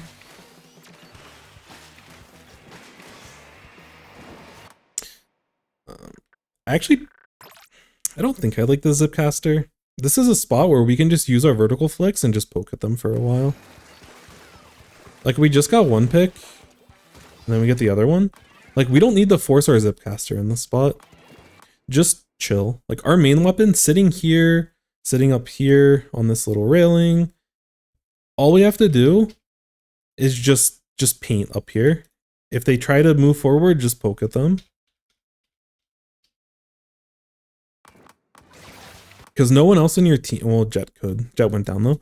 But like, as Stamper, like shooters can't really deal with this. They have to deal with them when they drop. But we can be the more disciplined person and just keep shooting at this person. We can also keep an eye on anyone pushing from the other way. But we can cover our team a little bit better. The problem with this type of play, which, yes, we can potentially 1v1 this person. We don't know where they're at when we initially Zipcaster in. But like, we can go for a pick. But we can also just like take it slower. Because like in this situation, no one on your team can follow up. You can get a suction bomb maybe or a splat bomb from your teammates. But like no one on your team is able to influence this at all. And they can't really take space with this play either. Like when you Zipcaster the people over here, like your teammates can move forward and help this type of play. But when you Zipcaster them up here, like technically your teammates can paint a little bit, but there's nothing extra they can do with this other than hope that you get the pick. Want to zip behind them from the wall? I gotcha. Yeah, zip's definitely hard. I feel like, and this is like just me speculating, so I could be wrong, but I feel like a lot of these Zipcaster plays that you go for, again, they make sense against like a backline. So like if there's matches where you've played against an E-leader and you've gone for these plays, you probably can just commit to taking that fight and just win it outright.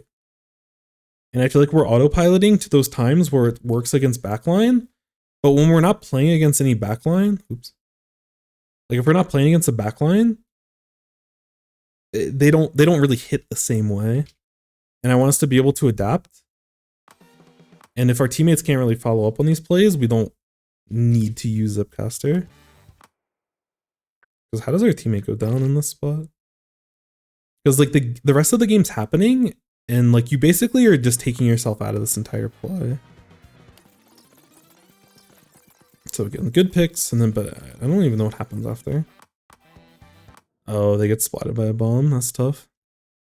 But yeah, you could totally just sit up here, watch this. You can also rotate over here, watch this. But you can kind of just hold this down. And if any of these people try to drop, so if anyone on the enemy team tries, oops, no. It's gonna control shift C. Okay. Anyways, so like all we want to do is protect the ledge and potentially do chip to them. If these people drop, then we can help our team. Which you do distract them, although they do get the Booyah Bomb off.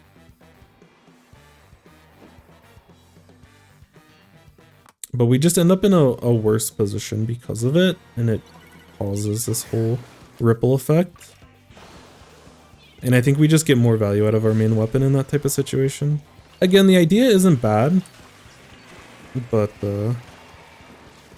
yeah, they get more value out of the Booyah Bomb because your teammate's still trying to like defend your landing, and then both of you all kind of get splatted. That's tough. I like the discipline to jump out there. It's tough that you actually go down in that situation, but And now we're running out of time.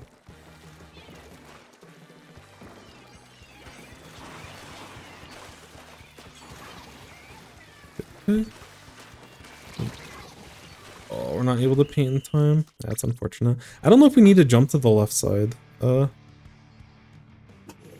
At the end there. Like when we do end up jumping out and getting spotted, I don't know if Stamper wants to be in that position. I feel like you default to that left side a lot of times when you're coming out. But if we have to fight them... So in these spots, we need to fight them for this area. The enemy team's got us pushed so far forward, and we have to fight them. And if we can push into mid for free, then just dropping on this left side over here is like totally fine. But when we're unable to do that, and I could be wrong, but I feel like I'd be more comfortable with us playing on the right side instead. You can get good angles over here. Like as you're pushing up, you can get angles over here safely. You can get angles up here safely.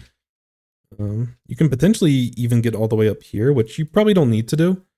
But I'd rather you safely flex your range on high ground than just immediately dropping and like forced to take fights in a area that's like a strong suit for the enemy team. Because once you drop, and like, yeah, unfortunately, like your whole team's kind of going down here. But like once you drop in this spot, your back's already to the wall, so you don't have a lot of space to play with. And I'd rather us look for, like, if the rest of your team was playing up here, I'm a little bit more forgiving of this, but I think we almost always want to play this right side. We want to use the high ground that gets us closer to where we want to actually defend. Because we basically, unless we die to a random bomb or the Zipcaster goes crazy, like there's basically zero threat that we ever get splatted when we're like painting and everything. And we don't need to be that initial engagement. Again, part of playing with like this double front line is that we can flex our range. Additionally, we don't have great specials to retake, but like Rain is very good, Whale is very good. There's a little bit of a lottery aspect to the V-Shot and their Trizuka, but it's like fine. But I would at least wait for Rain, I would at least wait for Whale before we actually decide to start dropping, start committing, and start looking to fight. But, you know, I can understand, oh, I want to like make sure that I can help this brush, but we need to, if other people make bad decisions, we can't let them influence us to also make bad decisions. Because this is kind of how that snowball happens. Because the idea of this, which I don't know, I don't love the way that the brush plays this, but if the brush does this while we have people set up here ready to drop, we can play off the brush a lot better than trying to be like close to them, if that makes sense. So I feel like you're trying to make sure they don't have to take fights by themselves, but like brush, I think, is going for these plays with the intention, partially like, I don't know. I think they could be playing it more disciplined as well, but they're like a very solo weapon. They can isolate themselves and get back into the fight whenever. So they're like creating space and a potential off-angle opportunity for us to be playing on the right side. But generally on this map, the safer retake angle is going to be this right side. Like this little snipe area, like this is abysmal. This is technically high ground, but it's very bad high ground. And this pit is just a terrible spot. We don't want to be in there. So this left side is just a bad approach. And this ledge over here, it's just like too far away from where we need to go. Meanwhile, we can be up here or up here. And it's a significantly short distance away. The right side, we can use main weapon, we can use burst bombs and still get the same value. Like playing on the left, it gets very awkward and it's risky. So yeah, it was tough that we got snowballed on a little bit, but yeah, I think overall we definitely were in control of this match. We definitely had a lot of KO opportunities, and I think we had enough time to have a more solid retake later on. But all in all, a lot of good ideas that I think we can optimize how we play a little bit better.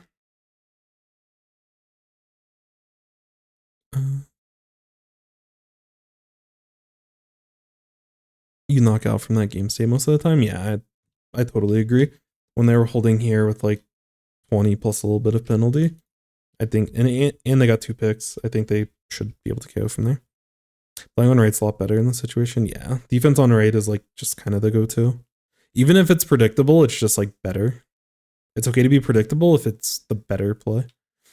Right side gives you leverage against the others, and using stamper combo is really good to enable your teammates. Yeah. I feel like in a lot of these cases, we feel like we have to be the front line. And there'll be times in certain comps and everything where you will have to be more aggressive, but you have 2 totally competent frontliners in front of you that you can be that combo tool with them. Let them like kind of take the space, and you help enable that by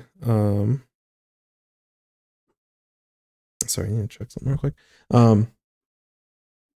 You can enable that by your range, your burst bomb, all the combos that y'all are talking about. I agree that is like the better approach when we have an actual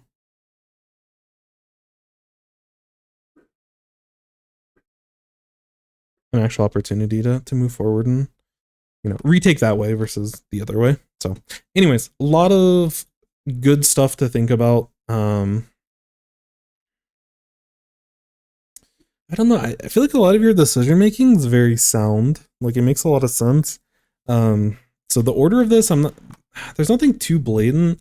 But I think we need to just kind of reconsider what Zipcaster is when we want to use, or not reconsider, but kind of reevaluate. Because I feel like we just autopilot Zipcaster in a lot of spots because it like feels okay, but we need to get a better understanding of like why a Zipcaster makes sense in this spot. So the most important thing, and for people that are learning the game, the biggest thing is that we need to understand when using our main weapon and our sub weapon, when that's actually better than using the special itself. And when we're holding in the spot, they're 2 down. We know that there's one over here. We see that there's someone somewhere in this area. But in these types of spots, our main weapon and burst bomb, if we need additional chip, like we can just hold this plot and be able to defend all of these drops. And there might be a spot later on, you know, if we're playing with a whale, if we're playing with rain, if we're playing with, you know, Azuka or something, like we can combo our Zipcaster to help. But just because we have special in a lot of spots, it's still gonna be better just to use like your main weapon and sub. The cool thing about Zipcaster is that you can have a hybrid approach. So I'm gonna say like hybrid use, because your team isn't overly reliant on Zipcaster. Not that it's not impactful, because in certain spots it's super impactful, but it has a lot of niche uses, and like your team isn't looking to directly retake. So you can be more creative with how you decide to want to use it. And what I mean by hybrid use is that we use it to reposition.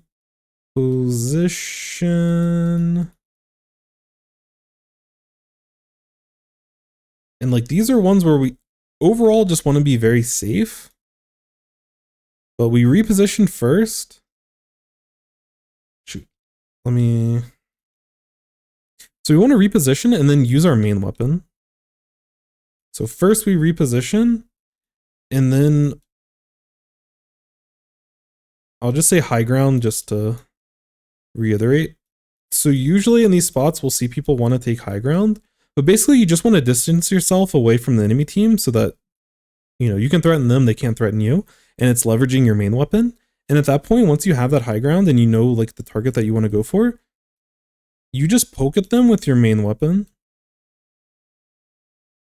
You can do charge, like in certain spots, you can charge slash, you can horizontal slash. Like either one is totally fine. And I think you know when to use one versus the other. But I almost never saw you hybrid use it. And because we were just using the Spider-Man mode where it's like, okay, we don't want to get splatted, but the enemy team just recognized your predictable pattern that you weren't actually trying to threaten them, you were just trying to be annoying. And over time, you want to get better at doing both. But again, Zipcaster is a hard special. But because we're not using the hybrid use, it's lowering the impact of how much value we're actually getting out of our special. And there were 2 times when we had a good position to hold where our Zipcaster actually gave us negative value. And it's an easy trap to fall into where like using your special is like a legit hindrance to not having it at all. And it happens to everyone, but we need to notice the situations of like why that's happening. And in this game, it was happening. So we were using it during like, usually is when we were holding. So when we hold, so I use the word retake when we're on defense and we have to retake the zone. And then I use the word hold when we have control of the zone and we're holding our position basically. But when our team was trying to hold, our Zipcasters, because we were never going for an opportunity to actually get a pick for these holds, when we Zipcastered up here and when we Zipcastered, like when they were stuck in their pit and we were just like a vulture, just kind of like circling around them and not looking for like an actual opportunity to really do anything. And you saw the T-Tech. They initially were terrified of you and they backed up themselves into a corner. And then you kind of just ran away and they're like, okay, I'm gonna go. See you later. And then the Zipcaster, I mean, their Stamper like sees you just Zipcastering around without a true direction. And they're like, okay, I'm just gonna move past you. And so you were effectively like during your entire duration, you were effectively just like out of action. And you gave your teammates a really, like you made it harder for them to hold by using your special. Compared to you just sitting on top of your plat, or sorry, the enemy plat.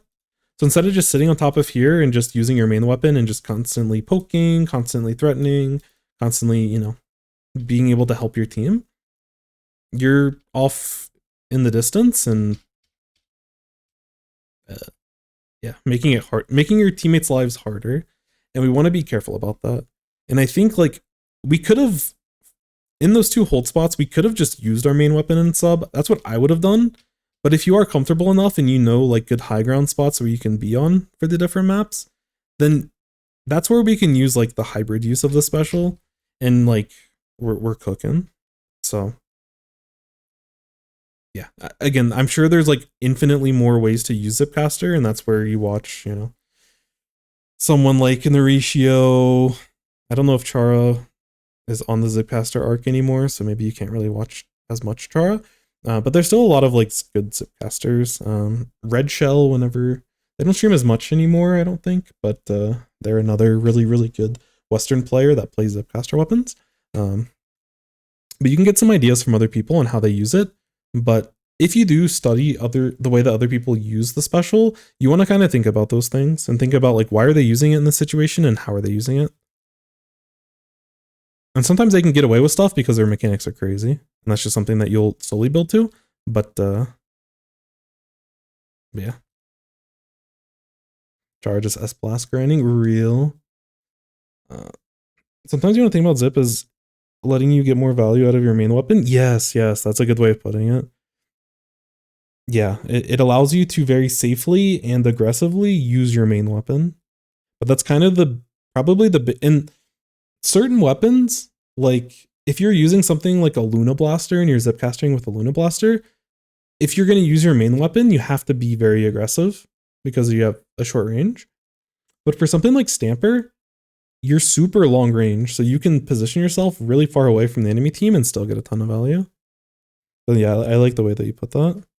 If you want to zip, but you don't want to move around the map with it, use it when you're low on ink to refill and maybe reposition. Yeah, that's another really creative use. I didn't really think about it as a way to replenish your ink tank. But it is good in those spots. One thing that I see a lot of top JP players when I study their game, when they use recall specials, so basically, usually it's Zipcaster and BP Inkjet, when they use those specials, they actually use it, which I wouldn't worry about this now, kind of where you're at here, but one of the higher level uses that they use is that they'll hold onto positions that normally they would have to back up from. Like if they're getting super pressured and the enemy team's using a bunch of specials to help retake this area, and normally you'd have to back out, sometimes you can use your special as a way to like defend for longer. So you're just stalling out, you're forcing them to use specials on you, and then you Zipcaster to move away. And while you're Zipcastering, you can look to reapply pressure from a safer spot. But the overall goal is to just, you know, force the enemy to use to either compromise their position or force them to use resources. And by the time that you end up having to recall, which it can be hard to do in non-organized play, but whenever they play in like tournaments and stuff, they'll Zipcaster in a very dangerous spot. But by the time they actually recall, that gives their team enough, like they stalled long enough for their team to actually get into position to help protect the landing. And when people do that, it's like super, super beautiful. But that kind of goes back to that bamboo play we were talking about in the previous review when they were getting tri-striked and suction bombed. Like you have to be really comfortable with timing windows when you're getting pressured, which is not an easy thing to do. But yeah, that's another use that I see a lot of people use their recall specials for. But yeah, using it to refill your ink tank is actually an interesting approach, Lucy. I didn't really think about that. That's actually really, really smart.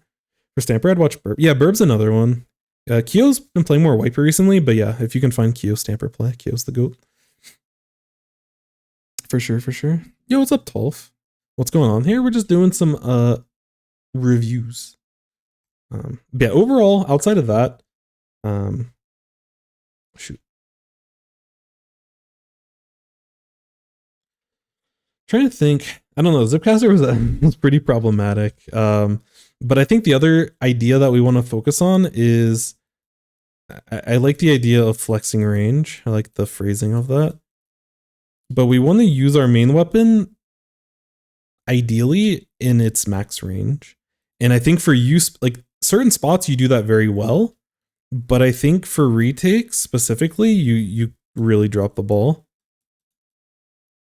Even in spots where you got rewarded, where you're like dropping on their Stamper right here because your teammates are taking fights, you get the pick, but like there's an opportunity for you to not get, like there's a chance that you get one shot here when you turn this corner. You don't have enough information to really know that that play is as safe as it is. But the more important time is when we were trying to like frontline through the left side instead of just using our range and playing it slower and waiting for our teammates to build specials over here. So we can use it to stall and we can use it to be safe. And yeah, again, other ideas, like even when we have advantages, instead of using, you know, if there's two people on the enemy team over here, instead of just taking them head on this direct approach, this was that time where we could have played this farther route and just played behind them. We can still go for an aggressive play if they don't see us there, but you know, you help the team out a lot more cutting off paint and forcing the enemy team to be stuck on this plat when they start approaching them this way than you being another body that's running in and just like immediately taking a fight, which you found a pick on the T-Tech during this play, which was really good. And you were able to push the other person back and then you backed up. So like you played this really well, but there's other ways for you to approach as a Stamper that you can still get more value.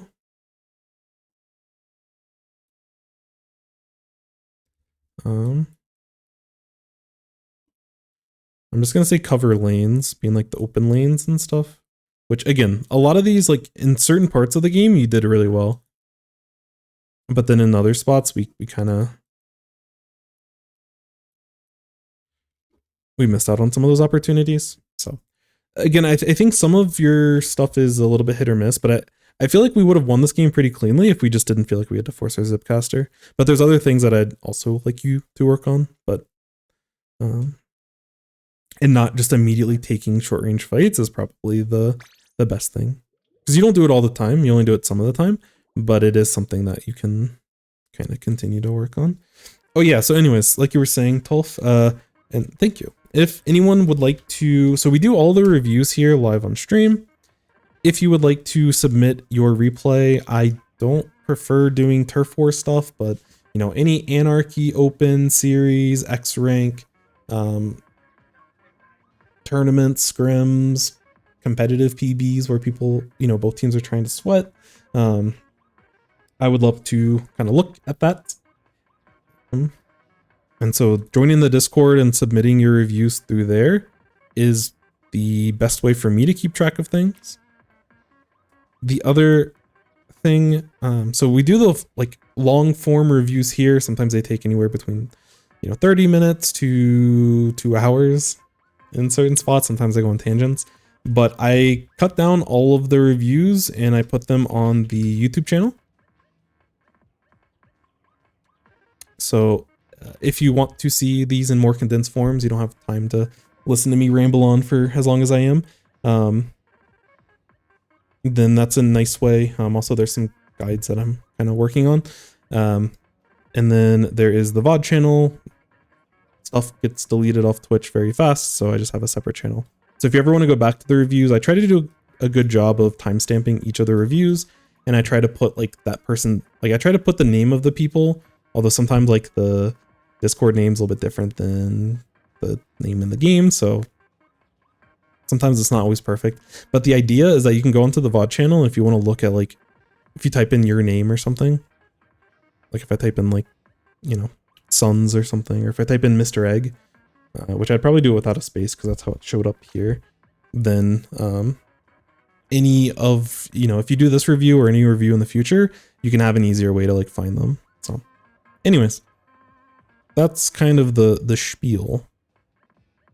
And yeah, exactly like Lucy was saying, we do them in the order that they're submitted, just because if I do it out of order, if I try to like change things around, I lose organization very quickly. So I like having a system in place. Do you have more content to watch and review? Yeah. I always want more, you know, in order for this to work. It helps me for other people to be submitting stuff, and you know, I'm currently working through a backlog, so y'all have done a very wonderful job of doing that, and I again super appreciate it. But yeah, there's a little bit of a not really a wait list, but there's a little bit of a queue currently. There was one review. I have to quickly check a code. I don't know if I actually reviewed this person's game or not. I have to keep an eye on some of the tags. I don't blame people. Sometimes they tag it as reviewed by, and I use the reviewed by to give myself information on, oh yeah, like we definitely reviewed this thing. But there's been like 1 or 2 reviews that didn't get reviewed because I think when they submitted it, they tagged it as that.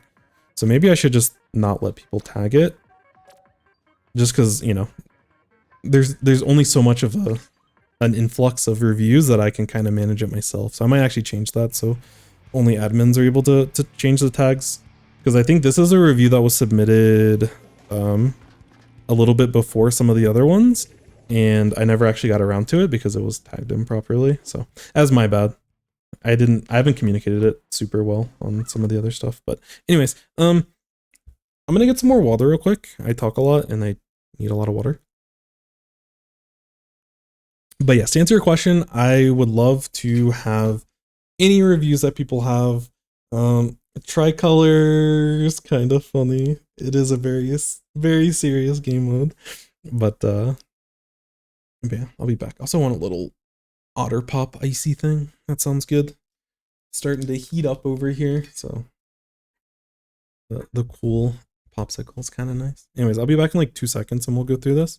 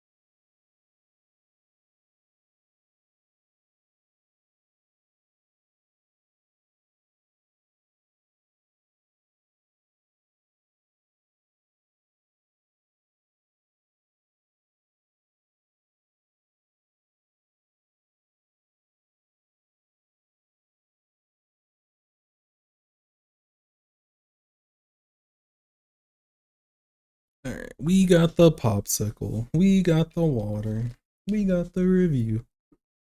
Mint reviews.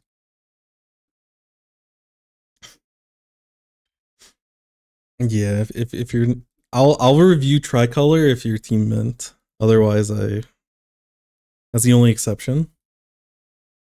I'll put exceptions to the better Tricolor team of them all. It's a joke. All right. Well, it's not a joke that it's the best team, but it's a joke that I would review your stuff. Anyways, so can I replay your Salmon Run clip? If you had a YouTube link, I technically could look over. I don't know what I'd tell you because I'm not good at Salmon Run. But I'd be interested in watching other people do reviews. I think Rachel, was doing reviews. I have to go back and watch their rebroadcast. But I would love to watch Salmon Run stuff. I legit need to learn. There's so many little tricks I just don't know anything about. I don't play Salmon. I would love to learn more though. There's some good guides out there, but I feel like I always struggle. Anyways,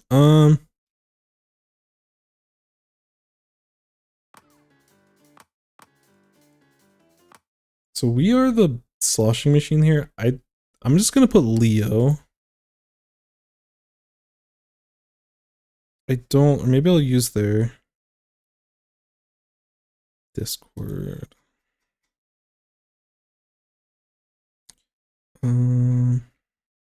Shoot. So just Leo. We'll use just Leo because I think there's other Leos, so I like to be distinctive enough. So I'll use just Leo. They are playing Machine, and I believe they said this was around the Div 7, Div 8 scrim. 7 or 8. Got some bangers when I use Tactical Air as a shield to keep shooters at bay. Let's go. Let's go. So we'll see how this goes. Again, usually with scrims and like team stuff, I'm assuming there's like a certain degree of comms. So we'll look at things from your perspective as a player, and then also look at things from a more team approach. But initially, looking at our comp, we're playing zones on Undertow. And on Undertow, we have a Sploosh. Sploosh, it's not ideal, but it's not bad. I don't know. It has a weird place. I haven't seen it a lot in competitive. The only person that has competitive like results and that takes it seriously in competitive is like Jeff, who's very good. Their movement is ridiculous, and they've refined their decision making a lot since spamming it in Splatoon 2. They're very scary on the weapon, so I think there's actually some potential use cases for it. But overall, our comp is a little bit interesting because we have. So I need the ping. Shoot. Yeah, we have a Sploosh. We're playing Machine. I think Machine in general is pretty solid on this map, but we want to be able to find ourselves under ledges in order to get value. Ballpoint, good on this map, good in the meta, good special. I think special pairs with Sploosh pretty well. So that'll be nice. I don't know how I feel about Ballpoint with Tri-Stringer. So our Ballpoint's probably going to be a little bit more flexible on the skirmishy side versus just being an anchor that's painting for special. But this map is a little bit, it can be a little bit stallier. So we'll see how it goes. Sorry, 1 second, I need to...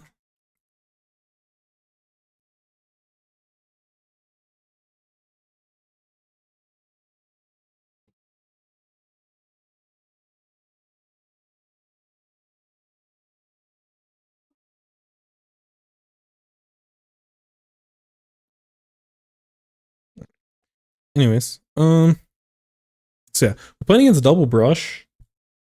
The enemy team's playing a interesting comp. Double brush, splash, reflux. Reflux is going to be painting for a lot of missiles this game. There's a lot of paint on the map to do that. So they should have pretty high missile output. Yeah, what's up, Bab? My favorite map. So true. This comp, like, this is a very weird comp, but like it's not the worst. We have a global engage tool that can give space for our brushes. Brushes on this map can also play like the outskirts. Like they can kind of, like they can play, if they're pushing this way, they can like play in some of these weird areas and kind of maneuver outside of the positions that people want to get to. I like our comp a little bit more, but there is a bit of balance to the ideas that we're trying to do. But we do lack quite a bit of range. Like for the yellow team, if they're going to push, they need like, they go with missiles or they go with a whale or a crab, and they have to like kind of full commit to it. But once they're in, they can be definitely super annoying. But I think we have a little bit more of a balanced comp. But we have to be careful with double backline that brushes aren't able to just get in too easily. So interesting comps on both sides. I like blue team's comp a little bit more, but we'll see how we're able to play it here. Two backline versus two brushes on Undertow is crazy. This is a wild scenario that we've thrown ourselves in. Again, playing these fights at max range, I like this. Continuing to move back, this is... just making sure that we're staying safe is good. I'd be careful about pushing up like that when they have crab.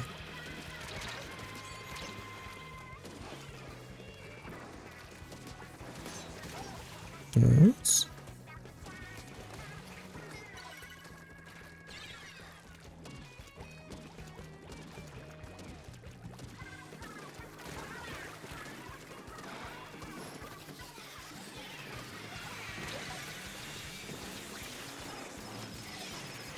This opening, that was a full minute of opening. Alright. So a couple things I want to talk about. At the very beginning, I think you played it generally okay. Like I think all this is fine. We get an early trade. Unfortunately, we don't get the pick there. But I really like that we're playing this toward max range. I probably would get one more shot over this ledge before we end up pushing like this.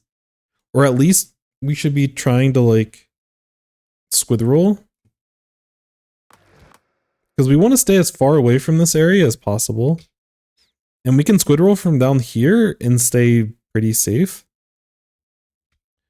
But if we're going to push more aggressive, like if we're going to be in this type of zone, we have to make sure they're not still sharking here and looking to get up top of here. Because there's just like this little bit, which I don't think they have this wall painted. So I think they can't really get this painted without us seeing it. But this is still a somewhat scary situation that we kind of find ourselves in. So if we want to end up pathing over here, this is where something like a squid roll can help us a ton. That way we don't have to be as close to them. And when they're playing a short range comp like this, those are like minor movement things that we always want to be thinking about. Because it can make the difference between us getting picked and us not getting picked. But again, we see this person over here. We're continuing to back up when we're shooting. I do like this. Unfortunate we don't get the pick. When our teammate goes down here, I'd rather us watch the right side. Like jumping up here is super dangerous when they have a crab that's like looking for something to hit. The other important thing, when your teammate on the right goes down over here, both of your backlines, and this is why playing double backlines a little bit weird on this map, is that they're kind of going to be stepping on each other's toes. You know, they can play around here, they can play around here. When your team's able to move forward, you can take more interesting routes.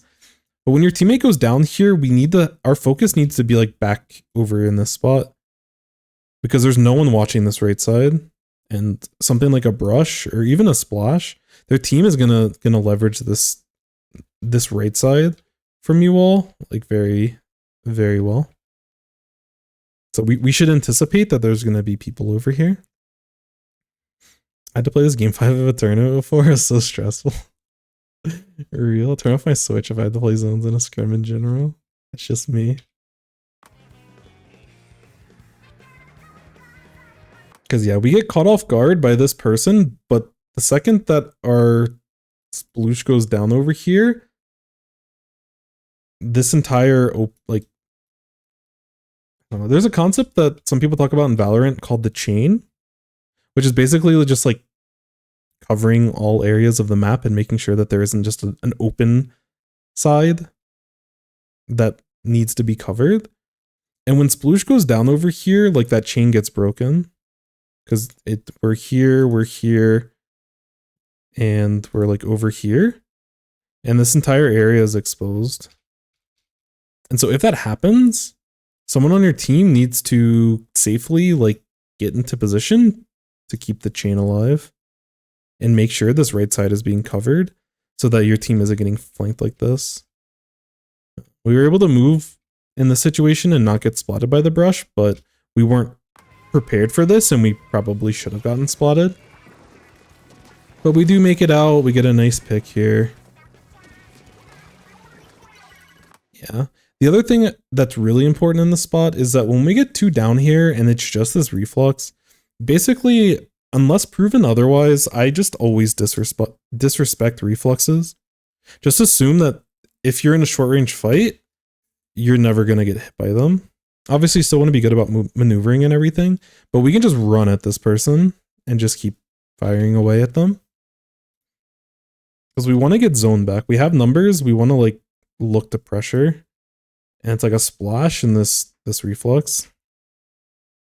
And like we're a little bit too slow and respectful in this situation.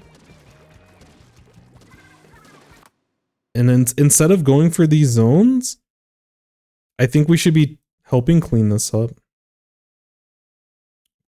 Us as a machine, so their brushes are still moving in. Like they're not in yet.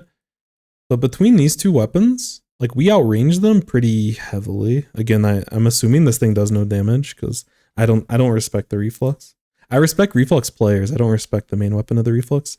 So in this type of situation, like I think we just keep moving forward and keep the pressure on these people. Because like I understand that like we don't want them to score any more points, but as like the Slayer, we don't want to be stopping to like paint the zone. Because if we stand in place and we're just painting zone, that actually makes reflux a potential weapon that can do something useful.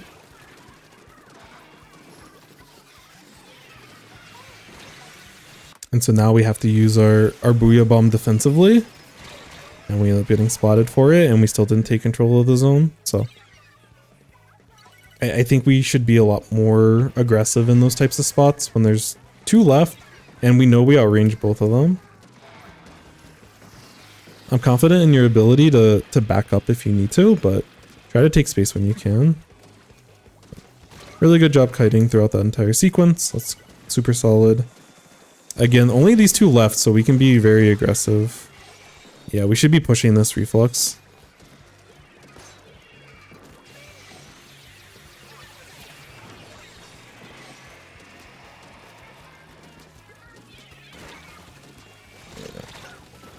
I don't know how much value that Booyah Bomb gives us. It's not bad, but I'd rather us as a team kind of push. But we're able to finally give them a penalty, so we're cooking. Disrespect the reflux always. That's my words of wisdom until they change the weapon, but not that it's like, again, it's not that it's bad, but you have to be really good with the weapon mechanically to get value.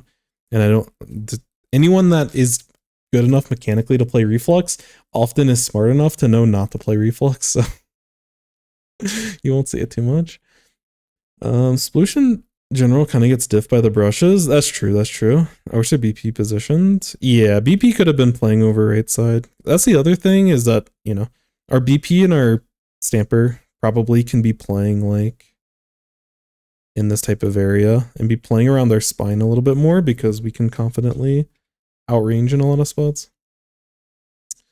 The machine rotates there, then the brush gets under glass. Both backs are sitting there. Yeah, for sure, for sure. Totally agree. I do think the overall positioning needs to be a little bit better so that backline isn't stepping on each other's toes.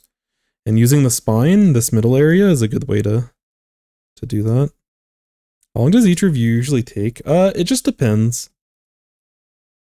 I would say usually at a minimum they're like 30 minutes, but you know, and sometimes I go on tangents that are not related to the review during the review. That's part of the reason why I cut them down. It's because there's like a lot of stupid tangents that I go on, but it's fun. It's fun. But anywhere between 30 minutes and like 2 hours. Realistically, I'm trying to get to the point where it's like 45 minutes to an hour, unless there's a bigger concept that I'm like trying to talk through. Minus us getting on tangents of other things. You can't always account for that.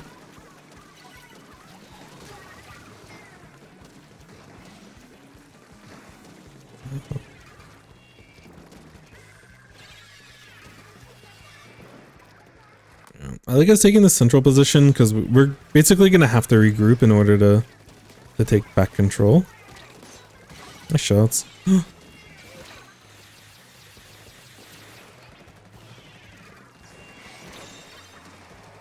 feel like with a lot of these Booyah Bombs, we're slowing down our overall momentum. I think this is a spot where we can just use our main weapon instead. Which sometimes we have to be careful about like our overall ink, but we still had plenty of paint and like shots left to where we can still be pushing these people. But I don't think that we need to like, because if we Booyah here, we're giving them like a bunch of paint and a bunch of space. And we're also giving them an opportunity to reposition while we're, you know, we were the farthest forward and now the enemy team has the ability to reposition during the Booyah Bomb. Like overall it's like okay, but I don't know. I think there's, especially with our comp where we're playing double backline, when there's opportunities and the momentum's in our team's favor, we need to like really push that. A lot of our responsibility as a machine is to really push that space. And it's extra important in the current comp that we're playing. We hit their toes for the splat, we take those. We take those.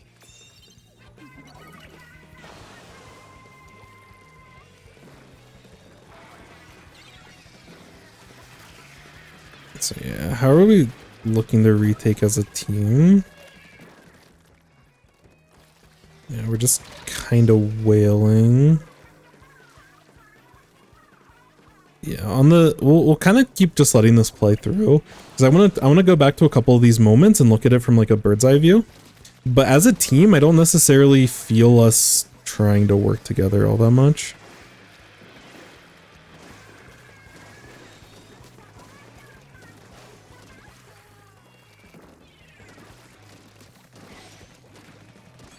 One thing I do want to back up real quick. So, because I've seen you in this position a couple of times. Back it up a little bit more.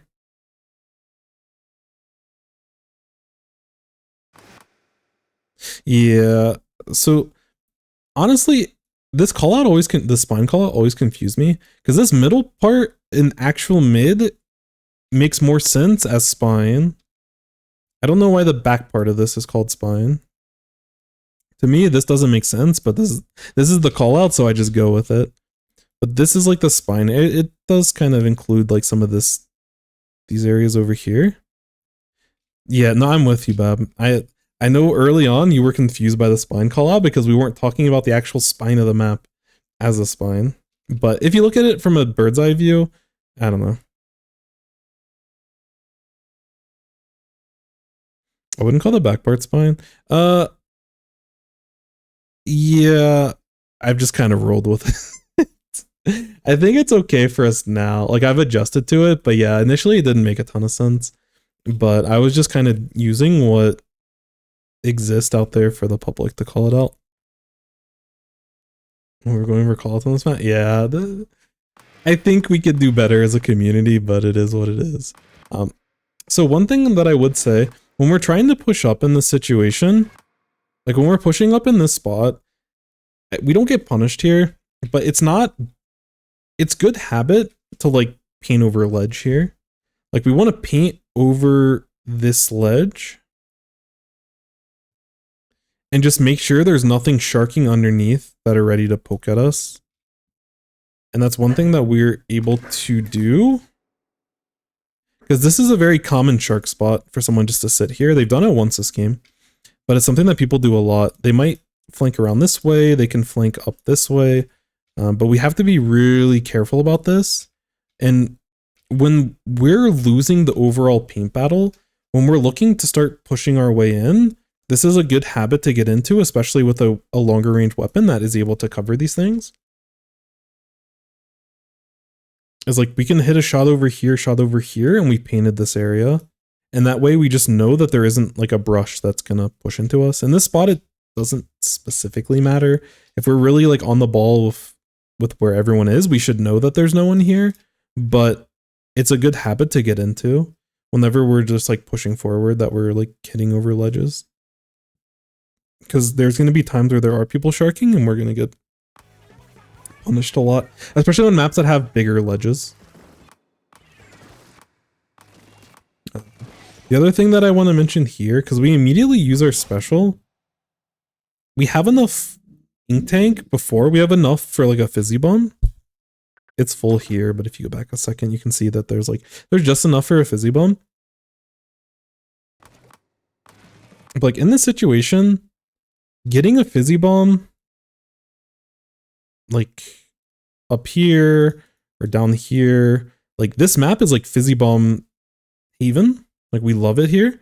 So in general, we probably can use it a little bit more. It does make our overall ink economy really rough, but especially if we're going to be using our special, I would like to initiate this with throwing a fizzy bomb.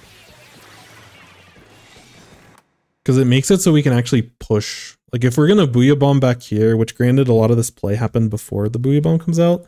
But if we were going to push with a booyah bomb like this extra fizzy bomb paint and stuff can help move in our teammates. And especially something like a sploosh, if it doesn't have to paint for itself, it's a lot scarier. It can paint for itself and it can maneuver, but it gets a lot scarier. And again, we're doing a good job here of like painting around. Like we actually got paint over the sledge. We were just attacking them, but they get stuck because they don't have paint. I don't know any callouts. They're real. So in this spot, like we're just trying to hit them. But us getting this paint over here before we start pushing causes this person to get stuck over here. And that's just like one of the benefits of trying to get paint over ledges is that, like this person, again, they're getting hit, but even if they were just trying to shark over in that type of spot, sometimes not even doing damage, we can still put them in a very compromised position.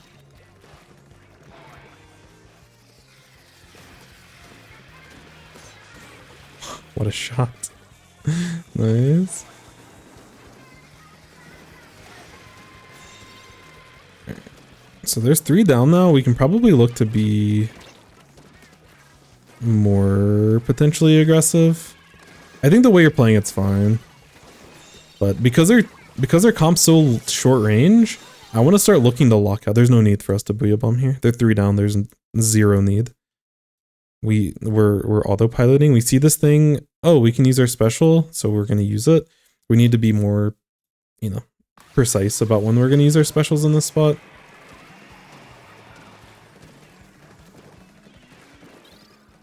But yeah, especially with double backline, I don't like us positioning here. Whether we want to poke with fizzy bombs over here, ideally you can get. So like, especially if your ballpoint's sitting in this type of position,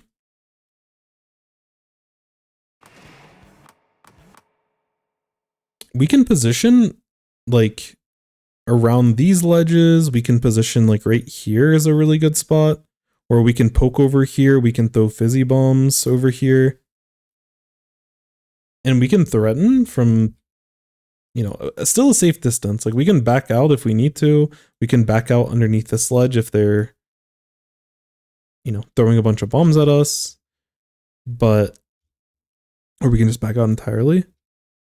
But when we have this kind of advantage where we have full map control, again, especially since we have double backline, there's going to be comps where I'm like more okay with this type of position, but we can leverage ledge camping a little bit better in these types of spots. But even with their short range, you could sit up on top of snipe. I don't think you're the best person in this spot, but you could totally sit here, watch this ledge over here, and like still stay safe, and you can back out if you need to. But I just like those ideas more than giving them a ton of space for free and you just sitting here. Like, this is not a bad spot by any means, but we can be doing a little bit better. And we're just allowing the short range team to push through our double backline comp basically for free, which, you know, they're taking fights in these open lanes and they're dying to ballpoint, which is kind of what should be happening.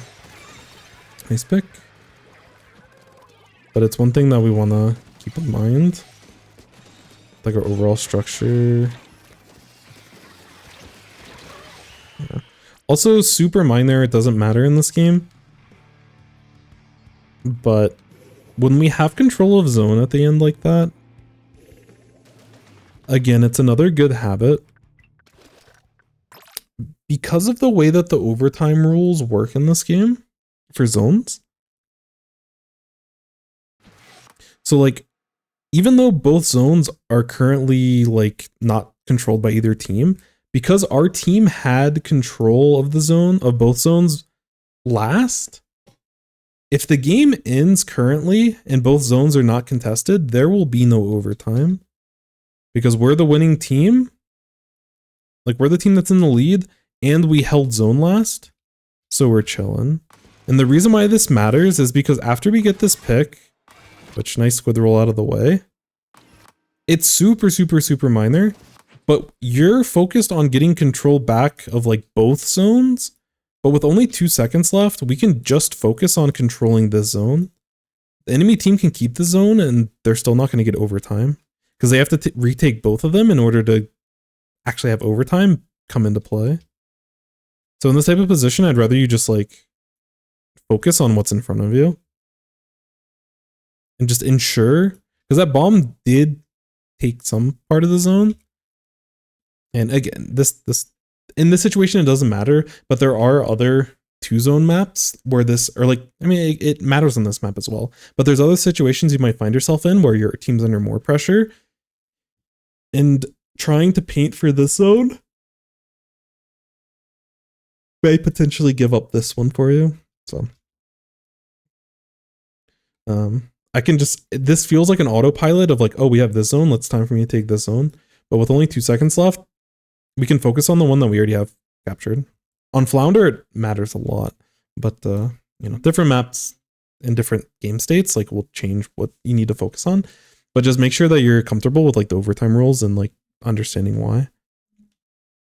Because if you're just poking over here because you understand all that, then it's fine. Like, we don't have to paint over here because there's not going to be a threat.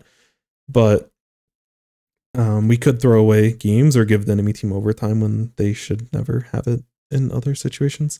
But yeah.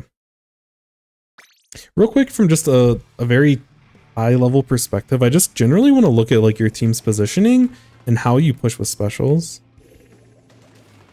Because we talked about it at the beginning that like the positioning was a little bit yucky with double backline. And we don't want our double backline sitting on snipe. I think having one person up here and then one person like back here, pushing up to here, sitting here potentially, with the ability to back out at any point, that covers a lot more than 2 people in the same spot. Because again, the pick happens and no one's watching mid, which you rotate over correctly to cover for it, but like this type of position here, I understand that our ballpoint's trying to go for an inkjet, but we have to watch like the rest of the map. Even if they find an opportunity on this person to get an inkjet, like it's a disadvantageous position for the rest of your team on the other parts of the map. So it's just a very awkward play. Also, we probably can stall. Like, if we just paint until our sploosh comes back, like, we probably can hold our special until our team's ready to push. I feel like we forced using ballpoint just because we have it. And again, the ballpoint itself isn't bad, but the bigger issue is that we're looking to... Oh, it's like starting to storm outside, so the dogs are getting extra nervous. My bigger dog absolutely hates all storm, all rain. So, anyways, apologies for any noise in the background, as well as all the construction going on. But yeah, it feels like we're just autopilot using special because we have special. And sometimes it'll align and those specials are like okay. But like this Booyah Bomb here, like we can't really push with it. And we are kind of stalling, but we're in a very compromised spot in this type of situation. Which, this was the one that we kind of covered like we were about to die to a bomb, so we used it instead. Which is fair, but I don't know. I just think in general we're not thinking about this stuff as, like in terms of like overall how we're playing as a team. We're not thinking about it as much as we could be. Both y'all are able to find picks.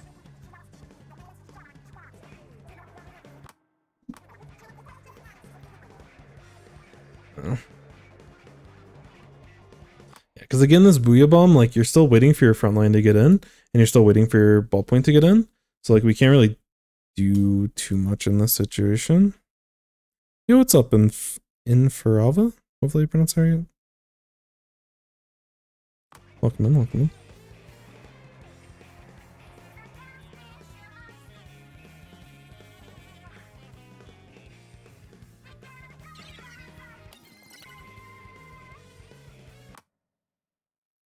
Yeah, and like change your name. Oh, I see, I see. Welcome in, welcome in. Because again, like this type of play, like trying to get behind them as sploosh is fine, but you like try to spawn kill a brush, which yeah, brush matchup for sploosh isn't great. If you get behind them, you can potentially come back around and get a good hammer play. But it's just the...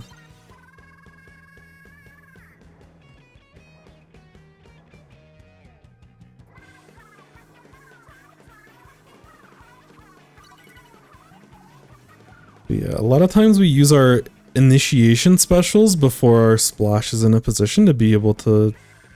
Or sploosh, sorry, is in a position to be able to actually push with it. And if we're gonna retake with our retake specials, we kind of need team to be there.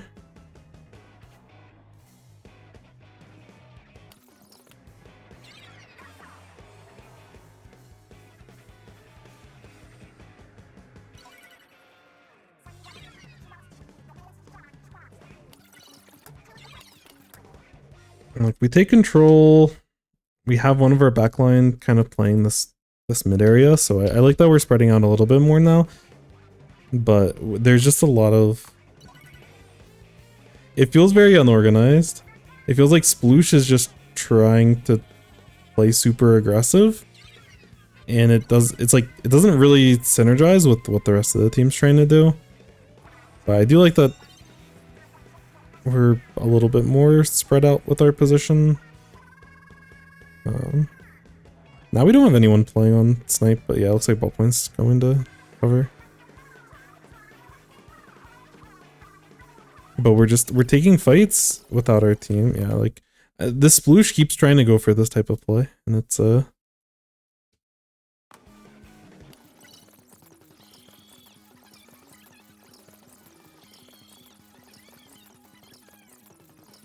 a vacuum it's not bad, but it doesn't feel like there's full cohesion in many of these spots.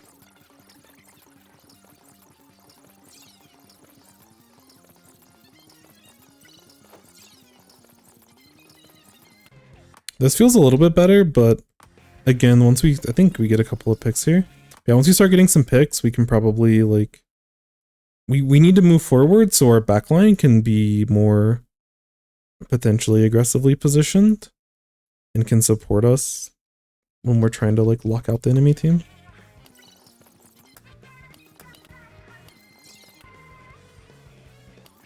And with us positioning here, we get very cramped.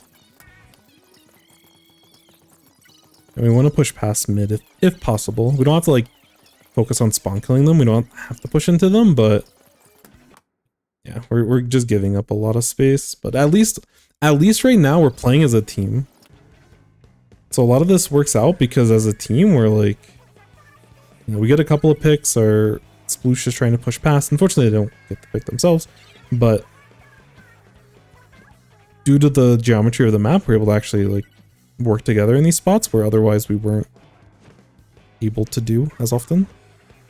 So yeah, holistically, we need to look a little bit more at, like, as a team, like what we're trying to do. Can I review yours next? I mean, I just go in the order that they get submitted, but I don't know. Because what is your name on Discord? Is it Inferno? If so, then we'll get to it tomorrow. It seems. Yeah, gotcha. So yeah, that'll be, we'll get to it tomorrow. I'm not gonna be able to get to it today. Probably have to go soon because I need to start getting dinner prepared. Keep the house clean. But yeah, tomorrow looks good. But anyways, overall on this map, I think the biggest thing for us is I feel like we're autopiloting in a lot of different areas. So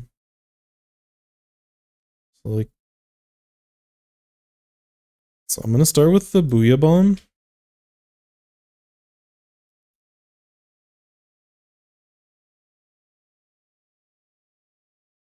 So Booyah is like a retake. I basically consider it like a team special. Is probably an easier way to think about it.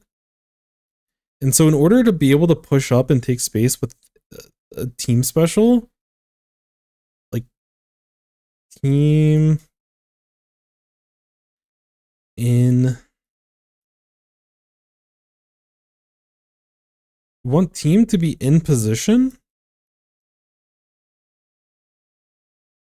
to use, to be able to actually use the special. And like, we're not taking into consideration where our sploosh is. And in certain cases, the sploosh has like been down for a couple of seconds before we even pop it, which requires us to play it. Like, we can't really get as much value with the Booyah. And we just have to think about like why we're using it. And like, we want to push space as a team in most cases. There are specific use cases where you can counter specials. You can use it to stall in certain cases, but in like, we were in spots where we could use it to push up as a team, but we just needed to stall a little bit for our team to get into position to be able to push with it. But I can tell that we're autopilot a lot. It's like, oh, we have special ready. It's time to go in and use it.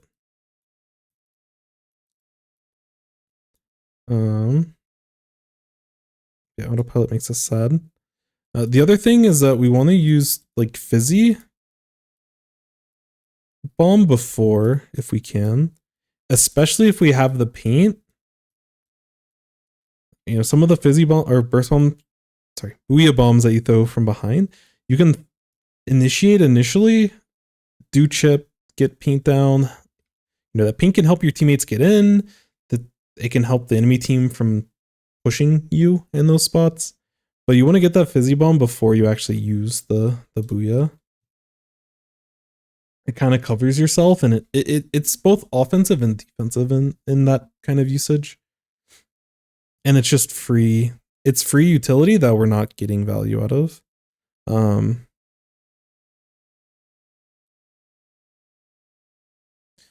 So it'll depend on the comp, but usually as a sloshing machine, universally this is kind of going to be your role. But like be confident and so I'm going to say be confident, be quick, and be aggressive.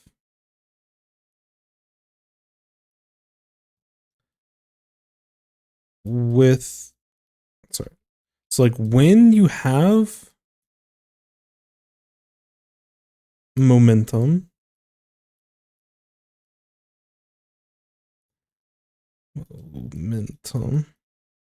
so when your team actually has like momentum, which usually that's going to include like a player advantage, you know, it might be a special advantage, or like you have a special ready to use.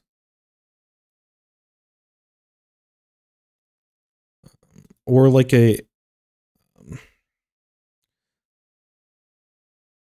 I'd say like a matchup advantage. So like in certain spots, you did also have like a player advantage, but if there's spots where you can move up and be aggressive against like a reflux, for example, and you can move forward quickly and get a couple of shots, it's like if you don't get the pick and they back up, then they back up. But there's definitely opportunities where you have a mismatch and you have like a huge range advantage over your over the opponent. As long as you're playing out in the open, it's okay to like pursue that quickly, and then if it works out, you get the pick. If not, then you just back up and you're in the same spot anyways. But we need to look for opportunities to move forward. In like the spots that we were able to move forward, you know, you were like sitting back here and like double checking, like you're super nervous about where people might be, when it was just a reflux and the splash. And like if we're gonna start pushing this way, that's where we get paint in this area so that there's not someone trucking over there. You know, if we're really concerned, we can paint over this ledge, but you know, cover your ledges and paint over the ledges as you're moving forward. But we want to be quick to move forward, and especially if there's like a reflux in front of us, we can kind of like chase them down if we're fast enough. But we miss those timing windows because we're like too slow. It also includes spots where our team has full control. So when the enemy team is basically wiped and we're looking to lock them out, some of this is going to be comp dependent, but especially since we have a backline, but even more so with two backline, we want to be playing, like we want to position ourselves up here somewhere and be somewhere in this like dotted area.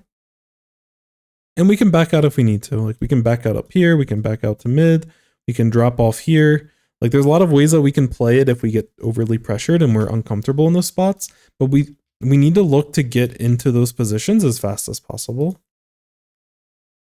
Try to be forward and try to get, you know, try to leverage the value of why we're picking Sloshing Machine, which is to get underneath these ledges and bully the enemy team. This ledge over, you know, this glass ledge.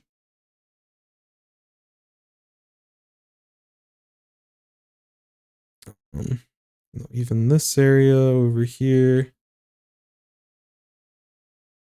There's a lot of ledges that we can play off of. All of mid is basically a ledge. So we want to think about the map geometry and figure out where we can position to get the most value. Because if you were waiting for your teammates to jump in and you're just trying to stall a little bit, positioning here is like really good. I love positioning here when the enemy team's moving forward. But when you have your team already there and you have other weapons like a ballpoint that has more range than you and can watch your back. So if someone drops on you, they can cover for you. We need to leverage that space and try to take that space as fast as possible.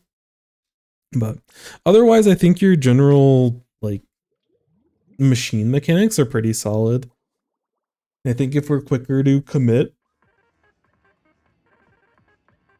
aggressively, we're super chilling. But yeah, these are really good stats, but we don't have quite the impact that the stats don't show it almost overblows the amount of value that we had in this game because we weren't taking position as fast as possible. But seeing these kinds of numbers for our tri-stringer kind of goes to show what, you know, there's a lot of redundancy in backline. And we talked about how good redundancy with Crab and Splash is if you're not going to get punished for that playing that comp. But redundancy in backline is often not good, except for very specific map mode combinations, because we still need more paint, we still need more initiation. And as a team, we really struggled to initiate together. And a lot of that was because of these double backline were like a liability. But if we played it a little bit slower, it wouldn't have been as much of a problem. But a lot of times we were just popping specials because we had them instead of using our specials when our team was ready to get value out of them, which that was like kind of the major mistake. Yes, Splash can fill almost every role, but can only do like one. Exactly. And like ballpoint's pretty flexible as well, but it can't flex to like a painter midliney. It kind of does those things, but also it because of where the meta is currently, and because ballpoint is as strong as it is right now, and Inkjet is as strong, there's kind of a unique playstyle that this thing wants to play. Whereas if we had like I don't know, there's a lot of different things we could do instead of it, but I would look to think through, like, I think either of these are fine. I think ballpoint, just because of its current place in the meta, I'm more confident with it being more consistent, but I think both in general are fine. But anyways, yeah, I think that's all I got for today. Like I said, I gotta go catch up with some stuff, both on the Splatoon end, on IRL end, but I probably am gonna dip out a little bit early here. Well, we got through a couple of reviews and we're still chugging through, which has been nice. And then that way I can upload all the stuff. But anyways, long story short, thank you everyone. Appreciate y'all being here. Appreciate the conversation. Appreciate the reviews.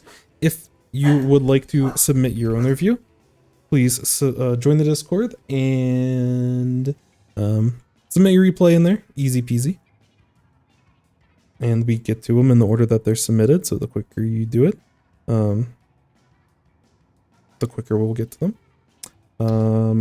YouTube channel, I'm hoping to get a video out tonight, and a tutorial, like 2 tutorial videos this week, I'm hoping. But we'll see the flow of things, but generally reviews will get shortened over there, which will be nice. And all that support there is nice because they shortened I think you only need like 500 subscribers instead of 1,000 in order to start monetizing on YouTube, and that would be a game changer for me. So, you know, the support so far I've been just very happy with. And I think, yeah, right now we're at 134 subs out of the 500 I need to be able to monetize. Also, there's some watch hour stuff, but I think with the viewers we probably can get there. But any support there is always appreciated. And yeah, if you ever miss the full VODs or you want to ever go back to them for your specific review or to look at other reviews in their long form, that VOD channel is where you can go. But anyways, I need to dip out, so I am going to dip out. Who is streaming? See Launcher. Launcher's playing Pikmin. Launcher's an incredible Splatoon speedrunner, so if you don't already follow them, you should follow them for that alone. Their speedruns are awesome, but I don't know what they're doing with Pikmin, so we'll see what they're cooking. But anyways, thank you all. We should be back tomorrow. It'll probably be the same kind of early time frame for at least the next handful of days. And yeah, we'll keep going. Next week, in moving forward, we probably won't have the earlier streams just because my schedule's gonna change quite a bit. But I like the early time frame if we are able to if I have the flexibility to do so. So this week will be early. Next week will probably be in the afternoons like before. And yeah, until then, thank you all and talk to you all soon.